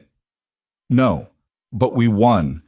People started emerging from their hiding spots, talking excitedly, relief flooding through the crowd. Someone started cheering. Others joined in. But Elena just sat there, shaking, tears streaming down her face, because she'd gambled everything on a bluff. And somehow it had worked. Grant was going to kill her, or kiss her, possibly both. Grant was released 2 days later along with the others when the charges were quietly dropped. Elena was waiting outside the jail when they brought him out, and the look on his face when he saw her was something between relief and fury. He walked straight to her and pulled her into his arms so hard she couldn't breathe. You could have gotten yourself killed, he said into her hair, but I didn't. You stood in front of 20 armed men and bluffed your way through. Seemed like the right move at the time. Grant pulled back and looked at her, and Elena saw his jaw working like he was trying to find words and failing. Finally, he just shook his head and kissed her, hard and desperate and completely improper in the middle of town where everyone could see. Elena didn't care. She kissed him back. When they finally broke apart, Mitchell was grinning at them. About damn time. Grant ignored him. Tell me everything. Start from when they arrested us. They rode back to the ranch together, and Elena filled him in on every detail. The warning from Kane's former hand, gathering the Valley families, the standoff, the telegram that may or may not bring actual help. Grant listened without interrupting, his expression growing darker with each piece of the story. The telegram was a bluff? He asked when she finished. Mostly. I did send one. They said they'd look into it. That's not the same as sending investigators. I know, but Kane didn't. Grant was quiet for a long moment. You're either the bravest person I've ever met, or the most reckless? Can I be both? Apparently. When they reached the ranch, Eli came running out. He stopped short when he saw his father, like he wasn't sure if he was allowed to show relief. Grant dismounted and grabbed the boy in a hug that looked like it hurt. "You did good," Grant said, "taking care of things while I was gone." "Elena did most of it." "I know, but you backed her up. That counts." Eli nodded, blinking hard. They went inside together, and for the first time in weeks the house felt like something other than a battlefield. But the peace didn't last. 3 days later, a man rode up to the ranch wearing a federal marshal's badge. Elena was hanging laundry when she saw him coming. She dropped the sheet she'd been pinning and ran to find Grant, who was in the barn shoeing a horse. "Marshal's here," she said breathlessly. Grant straightened. "Alone?" "Looks like it." They walked out together. The marshal was an older man, weathered and lean, with gray hair and eyes that looked like they'd seen too much. He dismounted slowly, like his bones hurt. "Grant Holloway?" he asked. "That's me." "Marshal William Cross. Got word there's been some trouble in this valley." "That's putting it mildly." Cross looked around the property, taking in the patched fence, the defensive position still visible from the standoff, the general air of a place that had been under siege. "Mind if we talk?" They sat on the porch, Grant, Elena, Cross, and Mitchell, who'd arrived within the hour after hearing a marshal was on the property. Cross pulled out a small notebook and a pencil worn down to a nub. "Start from the beginning," he said. So they did. Grant told him about Kane's land grabs, the intimidation, the burned houses. Mitchell added details about the Dawson place, his own losses. Elena described the attacks on the Holloway Ranch, the cut fences, the poisoned creek. Cross wrote it all down, his expression never changing. "You got proof of any of this?" he asked when they finished. "Witnesses," Grant said. "Plenty of them." "Physical evidence?" "Kane's smart. He doesn't leave much behind. That makes it hard to build a case." Elena leaned forward. "What about the testimonies? We've got 20 families who can tell you exactly what he's done." "Testimonies help, but without physical proof, it's one person's word against another's. And from what I hear, Kane's got resources. Good lawyers. Friends in high places." "So you're saying he's going to get away with it?" Grant said flatly.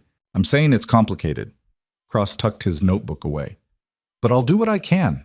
I'll talk to people, gather statements, see if I can find anything concrete." "How long will that take?" "Few weeks, maybe more." Grant stood abruptly. "We don't have weeks. Kane could burn half the valley in that time." "Then I suggest you keep doing what you've been doing. Defend your property, document everything, stay within the law." Cross stood as well. "I know it's not the answer you want, but it's the reality." After Cross rode off, Grant sat on the porch steps, his head in his hands. Elena sat beside him. "We knew it wouldn't be easy," she said. "Doesn't make it less frustrating." "No, but at least someone's paying attention now." Grant looked at her. "You really think that marshal's going to help?" "I think he'll try. Whether it's enough." She trailed off. They sat in silence for a while, watching the sun sink toward the horizon. Eli came out and sat on Grant's other side, and the three of them stayed there until the sky turned purple and the first stars appeared. "We're going to make it," Eli said quietly. "Aren't we?" Grant put an arm around his son's shoulders. "Yeah, we are." Elena wished she felt as certain. "But..." The weeks that followed were strange, tense but quiet, like the pause between lightning and thunder. Kane didn't attack, didn't send his men, didn't make any overt moves, but his presence hung over the valley like smoke, suffocating and inescapable. Marshal Cross came and went, interviewing people, examining burned-out buildings, compiling his case. He didn't share much about what he was finding, which made everyone nervous. Elena threw herself into the ranch work with a kind of desperate energy. She repaired fences, tended the garden, helped with the cattle. Anything to keep her hands busy and her mind from spinning out into worst-case scenarios. One afternoon, she was in the kitchen making preserves, strawberries from the garden, sugar she'd bought in town, glass jars lined up on the counter, when Grant came in looking troubled. "What's wrong?" she asked. He sat at the table. "Mitchell stopped by. Says Kane's been buying up businesses in town. The general store, the feed supplier, the boarding house. He's tightening his grip. Elena's hand stilled on the jar she was filling. Why? Control. If he owns everything, he controls who gets supplies, who gets credit, who gets to survive. It's another kind of weapon. Can he do that? He's got the money, and with enough money you can do just about anything. Elena set the jar down carefully. Then we find a way to cut off his money. How? The man's rich. Nobody's rich enough to survive if their income dries up. What's Kane's money come from? Grant thought about it. Cattle, mostly. He's got the biggest operation in 3 counties. Sells to the railroad, to the military, to anyone buying beef. Then we go after his cattle. Elena, I know, but what other choice do we have? He's strangling this valley economically. If we don't do something, he wins without firing another shot. Grant rubbed his face. Even if we wanted to, how would we do it? He's got armed guards watching his herds. I don't know yet, but we'll figure it out. She went back to her preserves, sealing jars with hands that shook slightly. Grant watched her for a long moment. You know what scares me most? He said quietly. What? How much you've changed. When you first got here, you were terrified, angry, lost. Now you're planning raids on cattle herds like it's nothing. Elena looked at him. I'm not the same person who got off that wagon. No, you're not. He stood and walked over to her. But I need you to promise me something. What? Don't lose yourself completely. Don't become so hard that there's nothing soft left. Elena felt tears prick her eyes. I'm trying not to. I know. Just remember, you don't have to fight every battle alone. You've got me. You've got Eli. You've got this whole valley behind you. She set down the spoon she'd been using and turned to face him fully. I'm scared, Grant. All the time. I'm scared Kane's going to win. Scared we're going to lose everything. Scared that even if we survive, the cost is going to break us. Grant pulled her into his arms. We're already broken. We've been broken from the start, but broken things can still be strong. They can still hold together. Elena pressed her face against his chest and let herself cry, really cry, for the first time since the night she'd been sold.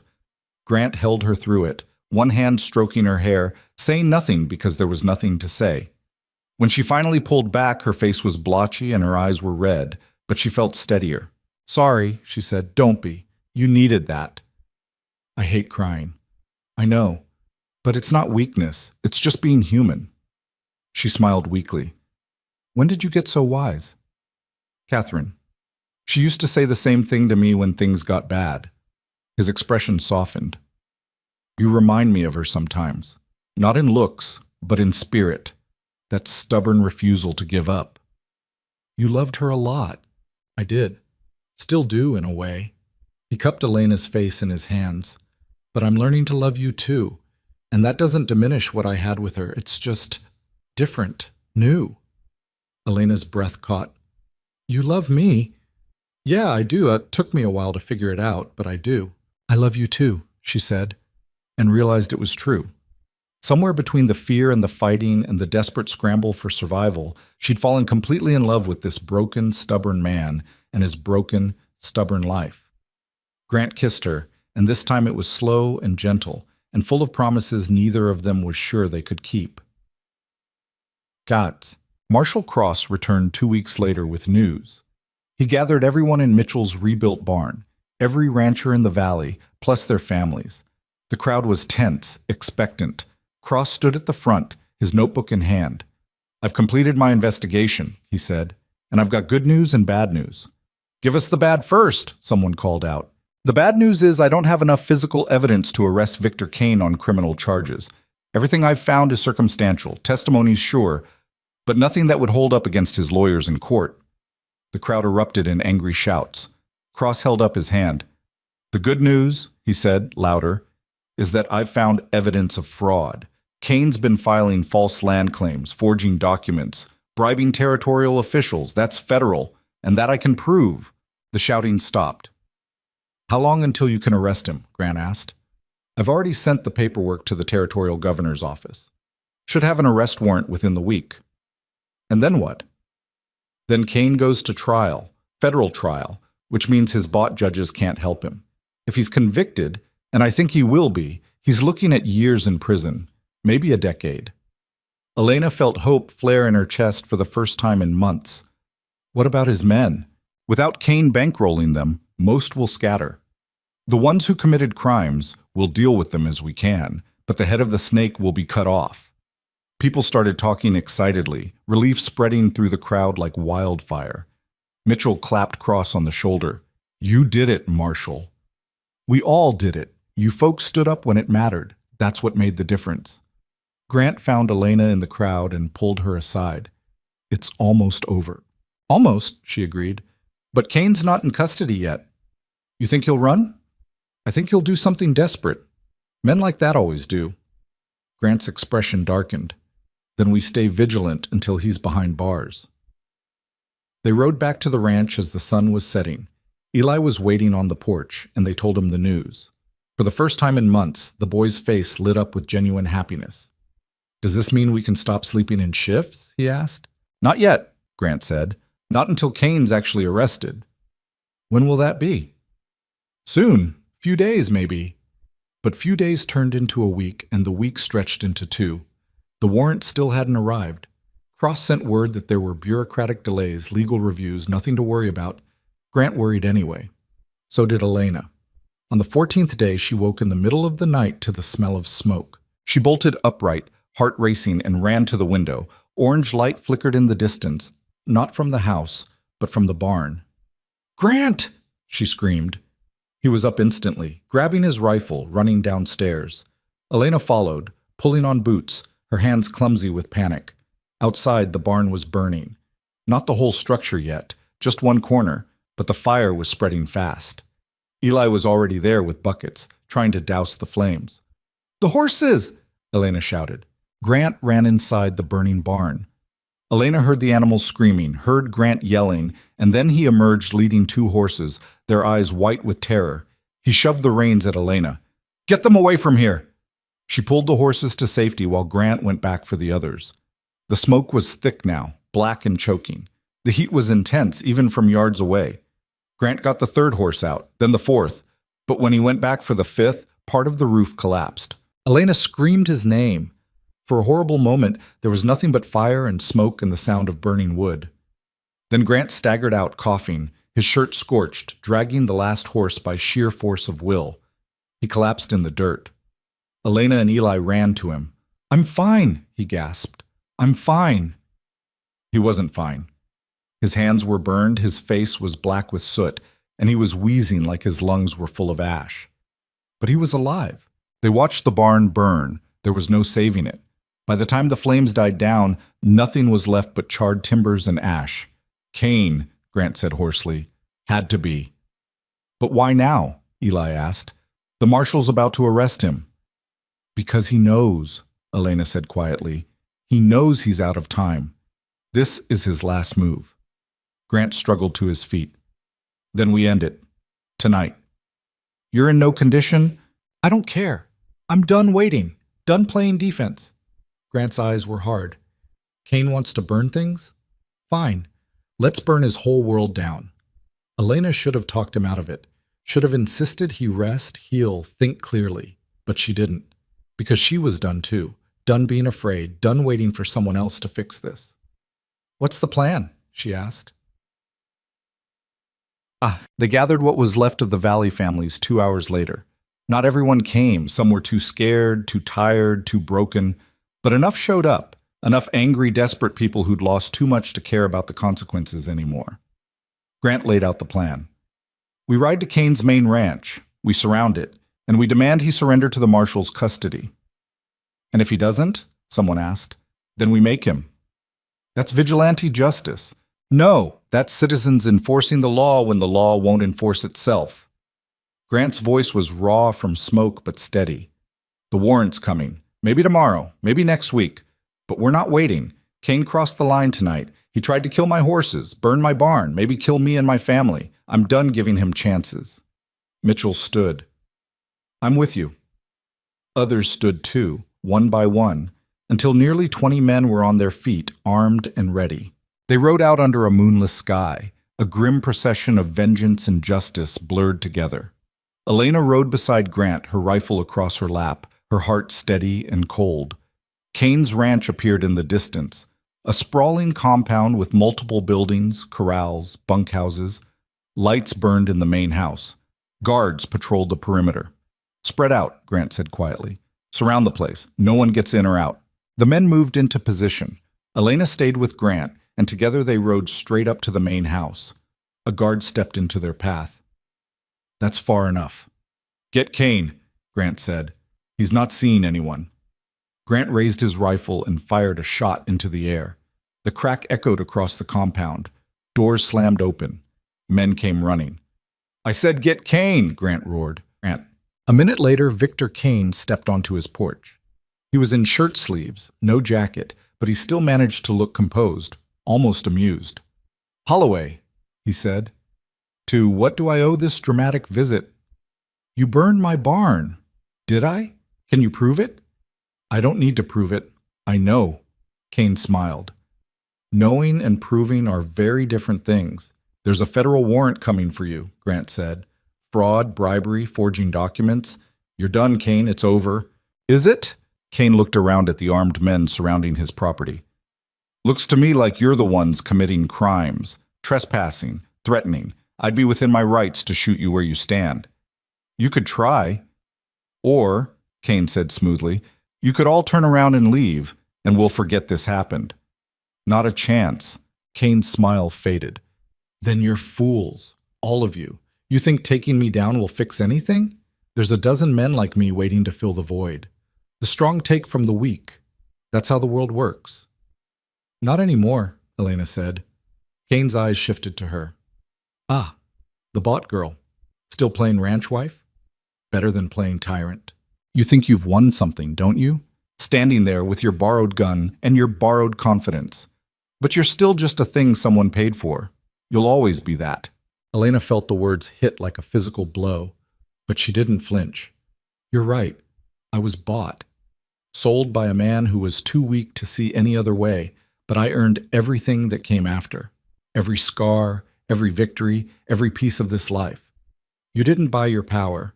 You stole it, and stolen things never last." Kane's face darkened. "Big words for someone who doesn't understand how this works." "Oh, I understand perfectly," Elena said. "You're scared. You're watching everything you built collapse, and you can't stop it, so you lash out, burn barns, threaten families, try to make everyone else feel as small and powerless as you really are inside." "Enough," Kane snapped. His hand moved toward his hip. Every gun came up. "Don't," Grant said. Kane froze. For a long moment, nobody moved. Then slowly Kane raised his hands. "Smart choice," Mitchell said. They bound Kane's hands and put him on a horse. His men watched, but didn't interfere. They knew when the game was over. Grant sent riders to fetch Marshal Cross, and they kept Kane under guard until the marshal arrived at dawn. Cross took one look at the situation and shook his head. "You folks couldn't wait one more day?" "He burned my barn last night," Grant said. "Tried to kill my family. We're done waiting." Cross sighed.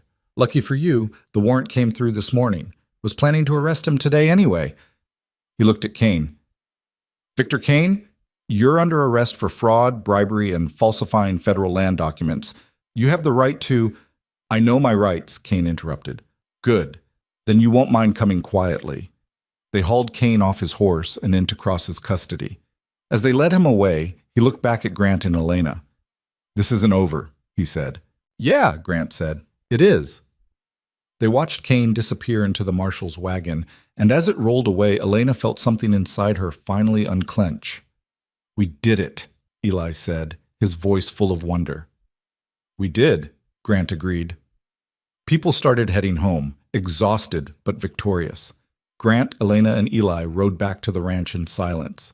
When they arrived, the burned barn was still smoking in the early morning light. "We'll rebuild," Grant said. "Yeah," Elena agreed. "We will." But more. The rebuilding started the next day. Not just the barn, but everything. The fences Kane's men had cut, the pastures that had been trampled, the trust that had been broken. Word spread fast about Kane's arrest. The businesses he'd bought were seized as part of the federal case. His cattle were auctioned off to pay fines, his hired guns scattered to the wind. Within a month, it was like Victor Kane had never existed. but the scars remained. Elena helped raise a new barn with timber donated by neighboring ranches. She worked alongside men and women who'd become friends, family even, through shared suffering. The work was hard, the days long, but there was something healing about it. One evening, as the barn's frame was going up, Grant found her sitting on a pile of lumber, watching the sunset. "Tired?" he asked. "Exhausted, but good exhausted." He sat beside her. "I've been thinking." "About what?" "About us. About making this official." Elena's heart skipped. "Official how?" Grant pulled something from his pocket, a simple gold band worn smooth with age. "It was my mother's. Not fancy, but it's all I've got." Elena stared at the ring. "I know I bought you," Grant said quietly. "I know that's not how anyone should start. But I want to do this right. I want to marry you because we choose each other, not because of money or desperation or survival, because we love each other." Tears blurred Elena's vision. "You're asking me to marry you?" "Yeah, I am. Even though I shot one of your enemies, planned raids, and generally caused chaos? Especially because of all that." Elena laughed through her tears. "You're insane." "Probably. Is that a yes?" She took the ring from his hand and slipped it onto her finger. It fit perfectly. "Yes," she said. "It's a yes." Grant kissed her as the sun sank below the horizon, painting the sky in shades of gold and red. And for the first time since she'd climbed into that wagon months ago, Elena felt like she was exactly where she belonged. But there was one more thing she needed to do. 2 weeks later, Elena rode back to her father's farm. She hadn't told Grant where she was going, just said she needed to take care of something. He'd wanted to come with her, but she'd insisted this was something she had to do alone. The farm looked worse than she remembered. The house was falling apart, the fields overgrown, everything neglected and dying. She tied her horse to a post and walked to the door. Her father answered on the third knock. He looked older, grayer, more broken than when she'd last seen him. His eyes widened when he recognized her. "Elena," he said. "Hello, father." They stared at each other. He opened his mouth, closed it, opened it again. "I didn't think I'd ever see you again," he finally said. "Neither did I." Are you all right?" Elena almost laughed. "Am I all right? You sold me for $300 and a sack of flour. And you want to know if I'm all right?" Her father's face crumpled. "I didn't have a choice." "There's always a choice. You just chose the easy one." "The farm was failing. We were starving. You thought getting rid of me would solve your problems." Elena stepped closer. "Did it?" He didn't answer. "I came here to tell you something," Elena said. "I forgive you." Her father looked up, shocked. "Not because you deserve it," she continued, "but because carrying that anger was destroying me. So I'm letting it go. I'm letting you go." "Elena, I'm getting married to the man you sold me to. Turns out he's a good person. Better than you ever were." She pulled an envelope from her coat. "This is $300. What you sold me for. Consider us even." She set the envelope on the step and turned to leave. "Wait," her father called. "Please, I'm sorry. I'm so sorry." Elena paused but didn't turn around. "I know you are, but sorry doesn't change what happened. Goodbye, father." She rode away without looking back, and with every mile between her and that broken farm, she felt lighter. By the time she reached the Holloway Ranch, her ranch now, her home, the sun was setting and Grant was waiting on the porch. "You okay?" he asked. Elena dismounted and walked into his arms. "Yeah, I am now. What did you do?" "Made peace with the past." "Good." He kissed the top of her head. "Because we've got a future to build." And for the first time in her life, Elena actually believed in that future. They were married on a cold October morning in the Valley Church, with half the territory in attendance and the other half pretending they had better things to do. Elena wore a dress Mrs. Mitchell had sewn from fabric Grant had ridden 2 days to buy, pale blue with white lace at the collar. Nothing fancy, but clean and new and hers. Grant wore his Sunday suit, the one that still smelled faintly of cedar from the trunk where it had been stored since Catherine's funeral. And when he saw Elena walking down the aisle, his eyes got wet and he didn't bother hiding it. Eli stood beside his father as best man, looking uncomfortable in a collar that was too tight, and Mrs. Carson stood with Elena because she'd insisted someone should, and Elena hadn't argued. The ceremony was short, the vows simple, and when the preacher said Grant could kiss his bride, he did it like he meant it, like he was making a promise in front of everyone that this time he wouldn't let go. The reception was held in the newly rebuilt barn, which still smelled like fresh timber and paint. Someone had brought a fiddle, someone else had brought whiskey, and before long people were dancing and laughing and forgetting for just one night how hard everything had been. Elena danced with Grant until her feet hurt, then with Eli, who stepped on her toes twice and apologized 3 times, then with Mitchell, who told her she'd turned out tougher than any of them had expected, and she should be proud. She danced until the sun went down and the lanterns were lit and the stars came out cold and bright overhead. When the last guests finally left, stumbling home in the dark, Grant and Elena stood alone in the yard looking at their ranch, their home, and Elena felt something settle deep in her chest that she thought might be happiness. "You tired?" Grant asked. "Exhausted." "Good wedding?" "Best I've ever had." He smiled. "It's the only one you've ever had." "Still counts." They went inside together, and for the first time Elena walked into that house not as someone who'd been bought or someone who was working off a debt, but as someone who belonged there completely. Grant carried her over the threshold because he said it was tradition, and Elena let him, even though she thought it was ridiculous. They made it halfway up the stairs before he had to set her down because his back gave out, and they both ended up laughing so hard they couldn't breathe. That night they lay together in the bed that had been his and Catherine's and was now his and Elena's, and Grant held her like he was afraid she'd disappear if he let go. "I never thought I'd have this again," he said quietly into the darkness. "Have what?" "Someone to love. Someone who loved me back. A reason to care about tomorrow." Elena turned to face him. "You always had Eli. That's different. He's my son. I love him because I have to. But you, I love you because I choose to. That's harder, scarier." "Why scarier?" "Because choosing means you could choose to leave, and I don't know what I'd do if you did." Elena pressed her palm against his chest, feeling his heartbeat. "I'm not leaving. I already told you that. People say things, doesn't mean they're true. I mean it." "I know." Grant kissed her forehead. "I'm just scared of losing you the way I lost her." "You won't. You can't promise that." "No," Elena admitted. "But I can promise I'll fight like hell to stay. Is that enough?" Grant pulled her closer. "Yeah, it's enough." They fell asleep tangled together, and for the first time in either of their lives, neither of them had nightmares.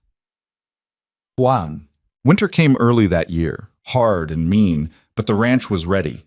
They'd stockpiled hay, repaired every fence, insulated the barn, brought the cattle in close. When the first snow fell in mid-November, Elena stood on the porch watching it come down and felt proud instead of afraid. Eli had grown 3 inches since summer and was starting to look less like a boy and more like a young man. He took his responsibilities seriously now, waking before dawn to help with feeding, checking on sick animals without being asked, fixing things that broke before Grant even noticed they were broken. He still had a smart mouth and a tendency to sulk when things didn't go his way, but he was trying, and that mattered. One evening in late November, Elena was making dinner when she felt the first wave of nausea hit. She made it to the basin just in time, retching until there was nothing left. Grant came running. "You all right?" "Fine, just ate something bad." But it happened again the next morning, and the morning after that. By the 4th day, Elena knew what it meant even though she didn't want to admit it. She was pregnant. The realization hit her like a kick to the stomach. She sat down hard on the edge of the bed, her hands shaking, her mind racing. A baby. She was going to have a baby. Grant's baby. A tiny human being that would depend on her for everything, and she had no idea how to be a mother because her own mother had died before teaching her anything useful. And what if she was terrible at it?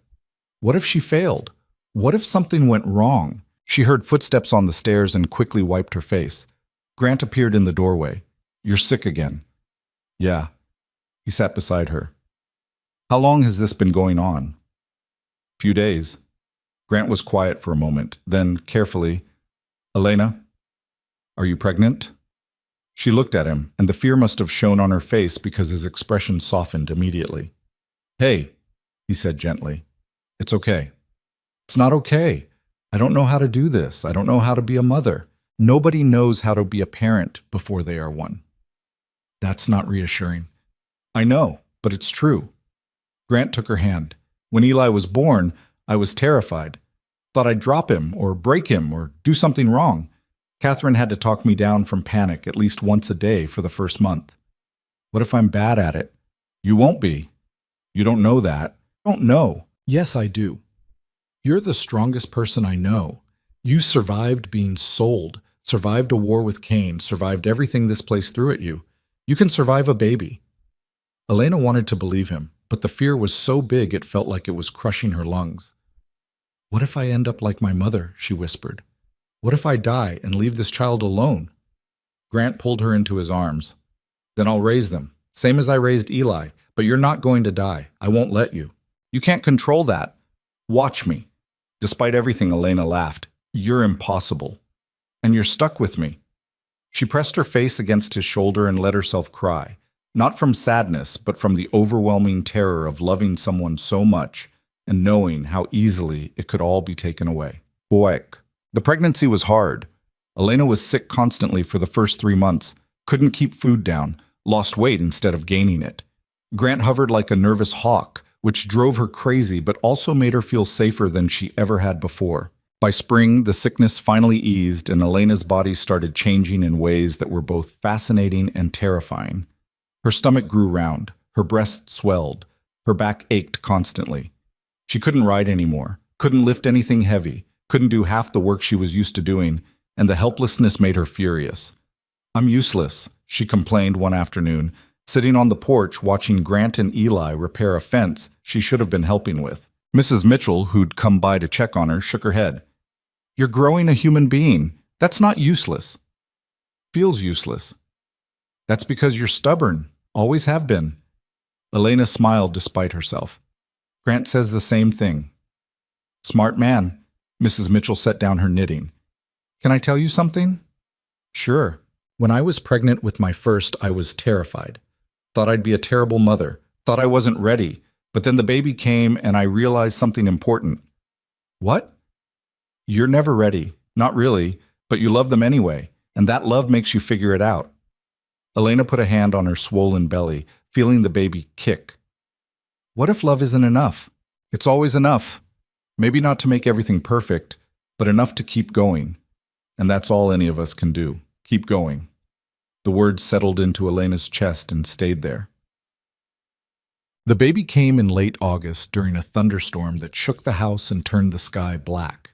Elena's water broke in the middle of the night, and Grant went into a controlled panic that would have been funny if Elena hadn't been in so much pain she wanted to die.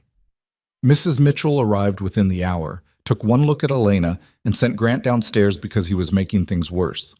Eli was dispatched to boil water and fetch towels and generally stay out of the way. The labor lasted 14 hours. 14 hours of pain so intense Elena thought she was being split in half. She screamed. She cursed. She grabbed Mrs. Mitchell's hand so hard she left bruises. Grant tried to come upstairs twice and was turned away both times. Finally, just as the storm was breaking and the first light of dawn was creeping through the window, Elena felt something shift. Mrs. Mitchell told her to push, and she did, pushing with everything she had left. And then suddenly there was a baby crying, and Mrs. Mitchell was saying, "It's a girl, Elena. You have a daughter." Elena collapsed back against the pillows, sobbing with relief and exhaustion. Mrs. Mitchell cleaned the baby and wrapped her in a blanket and placed her in Elena's arms. She was tiny, red-faced and wrinkled and perfect. Dark hair plastered to her head, eyes squeezed shut, fists waving in the air. "She's beautiful," Elena whispered. "She is," Mrs. Mitchell agreed. "You did good." Grant burst into the room before anyone could stop him. He took one look at Elena and the baby, and his face just crumpled. He sat on the edge of the bed, staring at his daughter like he couldn't quite believe she was real. "We have a daughter," Elena said. "Yeah, we do." Grant reached out with one finger and the baby grabbed it, her tiny hand wrapping around him. "What should we name her?" Elena thought about it, about everything she'd survived to get to this moment. About the woman who'd raised Grant and taught him how to be kind even when the world was cruel. About second chances and new beginnings. "Catherine," she said. "We'll call her Catherine." Grant looked at her, his eyes shining. "Are you sure?" "I'm sure."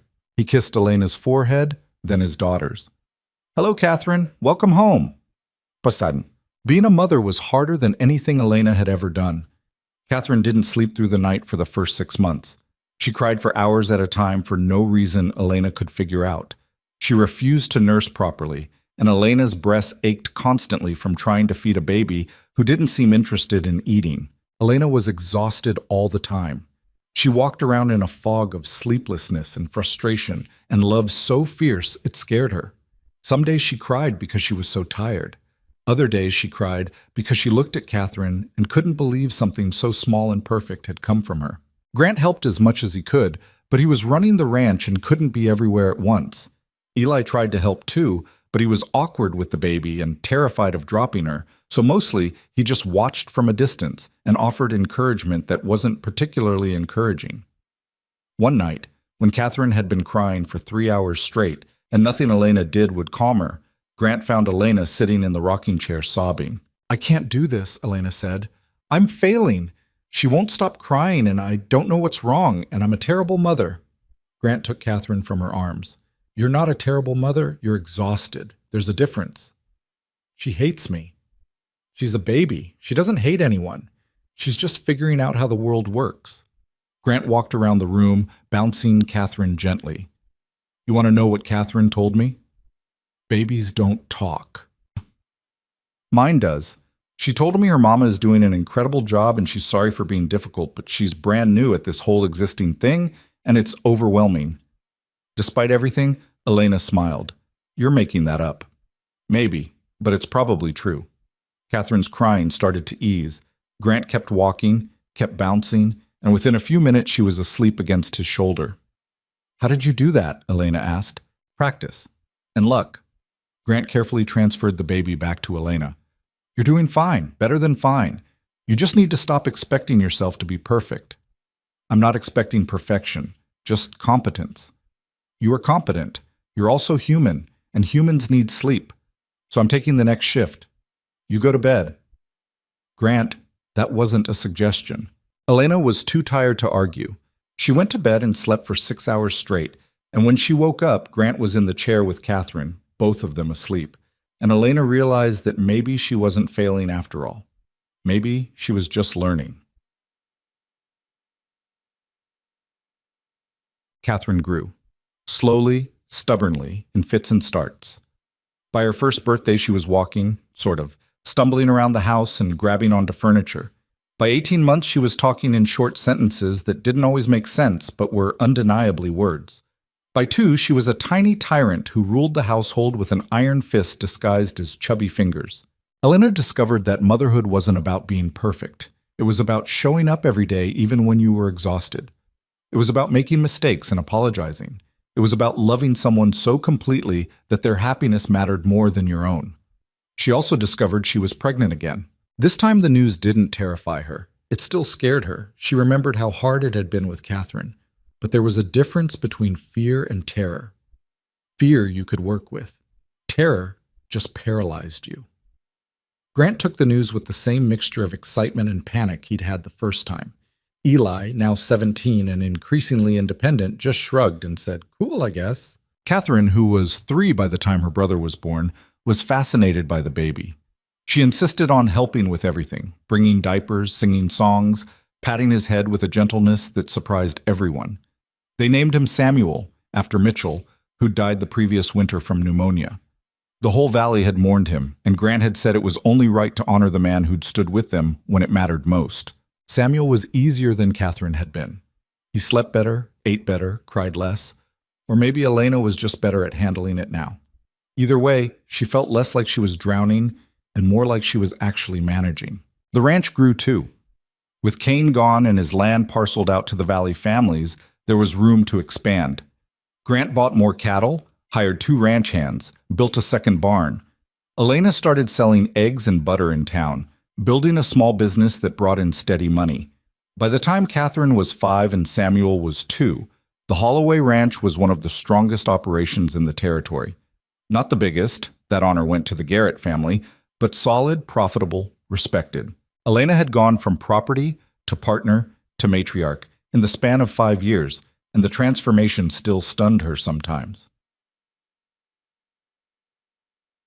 One afternoon in late spring, Elena was in the garden with Catherine when a stranger rode up to the house. He was young, maybe 25, well-dressed, with the look of someone who'd spent more time in cities than on ranches.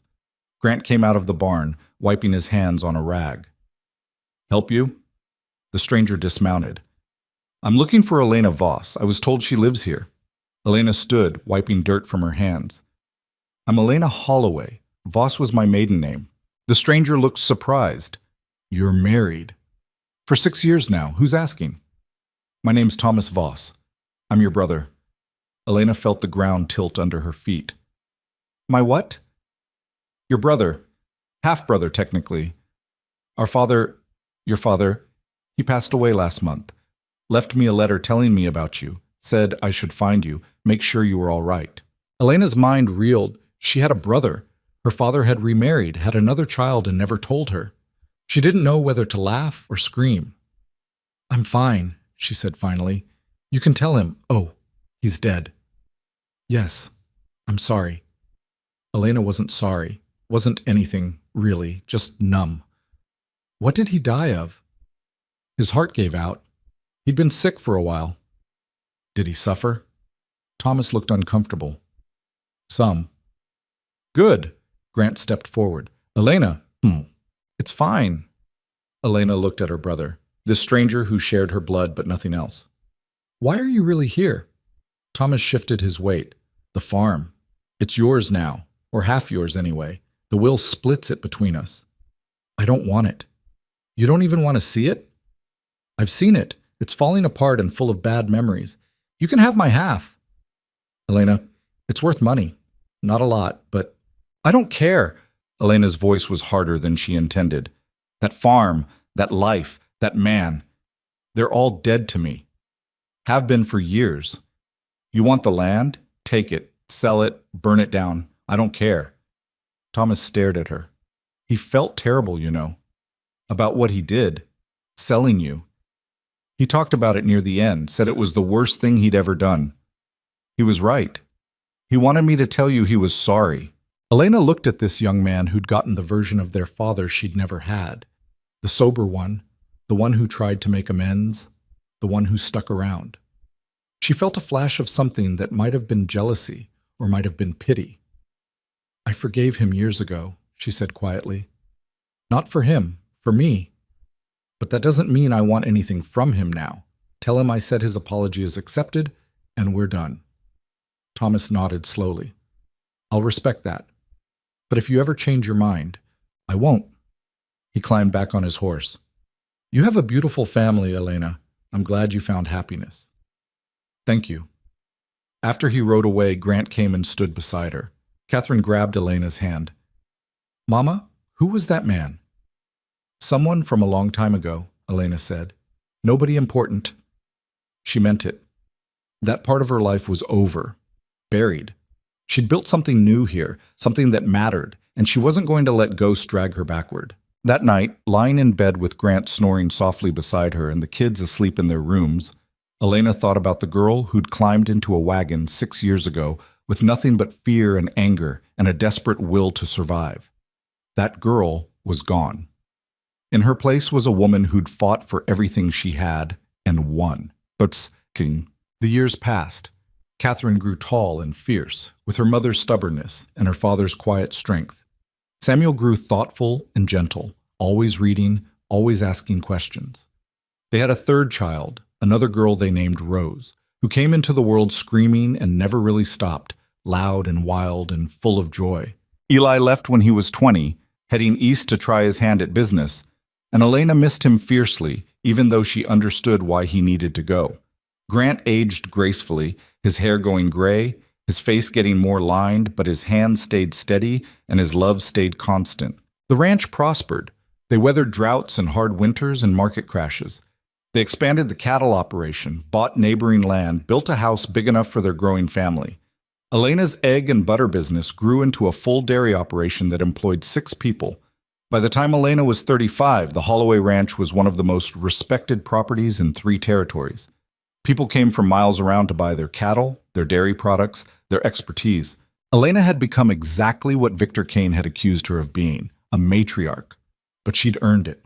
Every scar, every gray hair, every callus on her hands.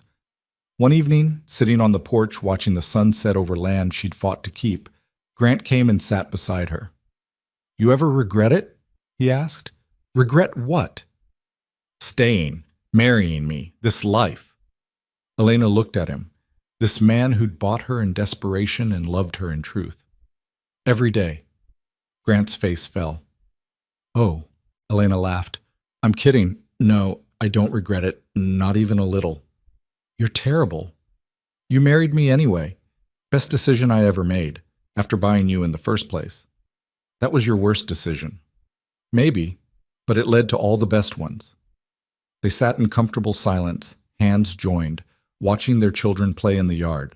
Catherine was teaching Rose how to rope a fence post. Samuel was reading under a tree. The ranch stretched out around them, alive and thriving. "You know what I realized?" Elena said. "What?" "I spent so long being angry about being bought, about being treated like property. But that anger was keeping me trapped just as much as the transaction did." "What changed?" "I stopped waiting for someone to give me freedom and just took it. Turned out freedom wasn't about leaving or staying or what someone paid for me. It was about choosing, every day, who I wanted to be, what I wanted to build, who I wanted to love." Grant squeezed her hand. "And who did you choose to love?" "You, unfortunately. You and these chaotic children and this ridiculous ranch that nearly killed us about 40 times. "Only 40? I counted at least 50. Elena smiled. "See? Can't even agree on that." They sat together until the stars came out, and Elena thought about all the versions of herself she'd been. The scared girl, the angry survivor, the reluctant bride, the uncertain mother, the fierce protector. They were all still in there somewhere, layered like rings in a tree, each one a year of growth. She wasn't perfect, would never be perfect, but she was whole, and that was enough. When Elena was 63, Grant died in his sleep on a cold November morning. Just slipped away between one breath and the next, his hand still holding hers, his face peaceful. Elena sat with him for a long time before calling the children. She held his hand and talked to him and said all the things she'd never gotten to say to Catherine, the first Catherine, the one who'd built this place and loved this man and died too young. "Thank you for buying me," she whispered. "Thank you for seeing me. Thank you for loving me even when I made it hard. Thank you for everything." The funeral was held on a bright winter day, and half the territory showed up. Elena stood beside the grave with her children and grandchildren around her and knew that Grant would have hated the fuss, but loved seeing everyone together. After everyone left, Elena stayed behind. She sat on the cold ground beside the fresh grave and let herself cry, really cry, the kind of crying that comes from losing something you can't ever get back. But she didn't fall apart. Grant had taught her that. You could break and still be strong. You could grieve and still keep going. So she did. Elena lived another 15 years after Grant died. She ran the ranch with Catherine's help, watched her grandchildren grow, saw her great-grandchildren born. She was fierce until the end, sharp-tongued and stubborn, and absolutely unwilling to let anyone tell her what to do. On her last day, sitting in a chair beneath the big oak tree they'd planted beside the rebuilt barn all those years ago, surrounded by family, she felt ready. Catherine sat beside her, holding her hand just like Elena had held Grant's. "You had a good life, Mama," Catherine said. "I did. Hard, but good." "Any regrets?" Elena thought about it, about the father who'd sold her, the fear she'd carried, the battles she'd fought, the people she'd lost. "No," she said finally. "No regrets, just lessons." "What's the most important lesson?" Elena looked at her daughter, at the strong, capable woman she'd raised, and smiled. "That freedom isn't something someone gives you. It's something you take. Every single day. You wake up and you choose who you're going to be. And nobody, not your father, not your husband, not the whole damn world, can take that choice away unless you let them." Is that what you did? Every day of my life. From the moment I climbed into that wagon until right now. Catherine's eyes filled with tears. I love you, Mama. I love you too, sweetheart. You and your brother and sister and all these beautiful, chaotic people we made. You're my real freedom. Not the land, not the ranch. You. Elena closed her eyes and felt the sun warm on her face. She heard her grandchildren laughing somewhere nearby, heard the cattle lowing in the distance, heard the wind moving through the trees. And she thought about the girl she'd been, 19 years old, standing in the mud, watching her father take money for her life.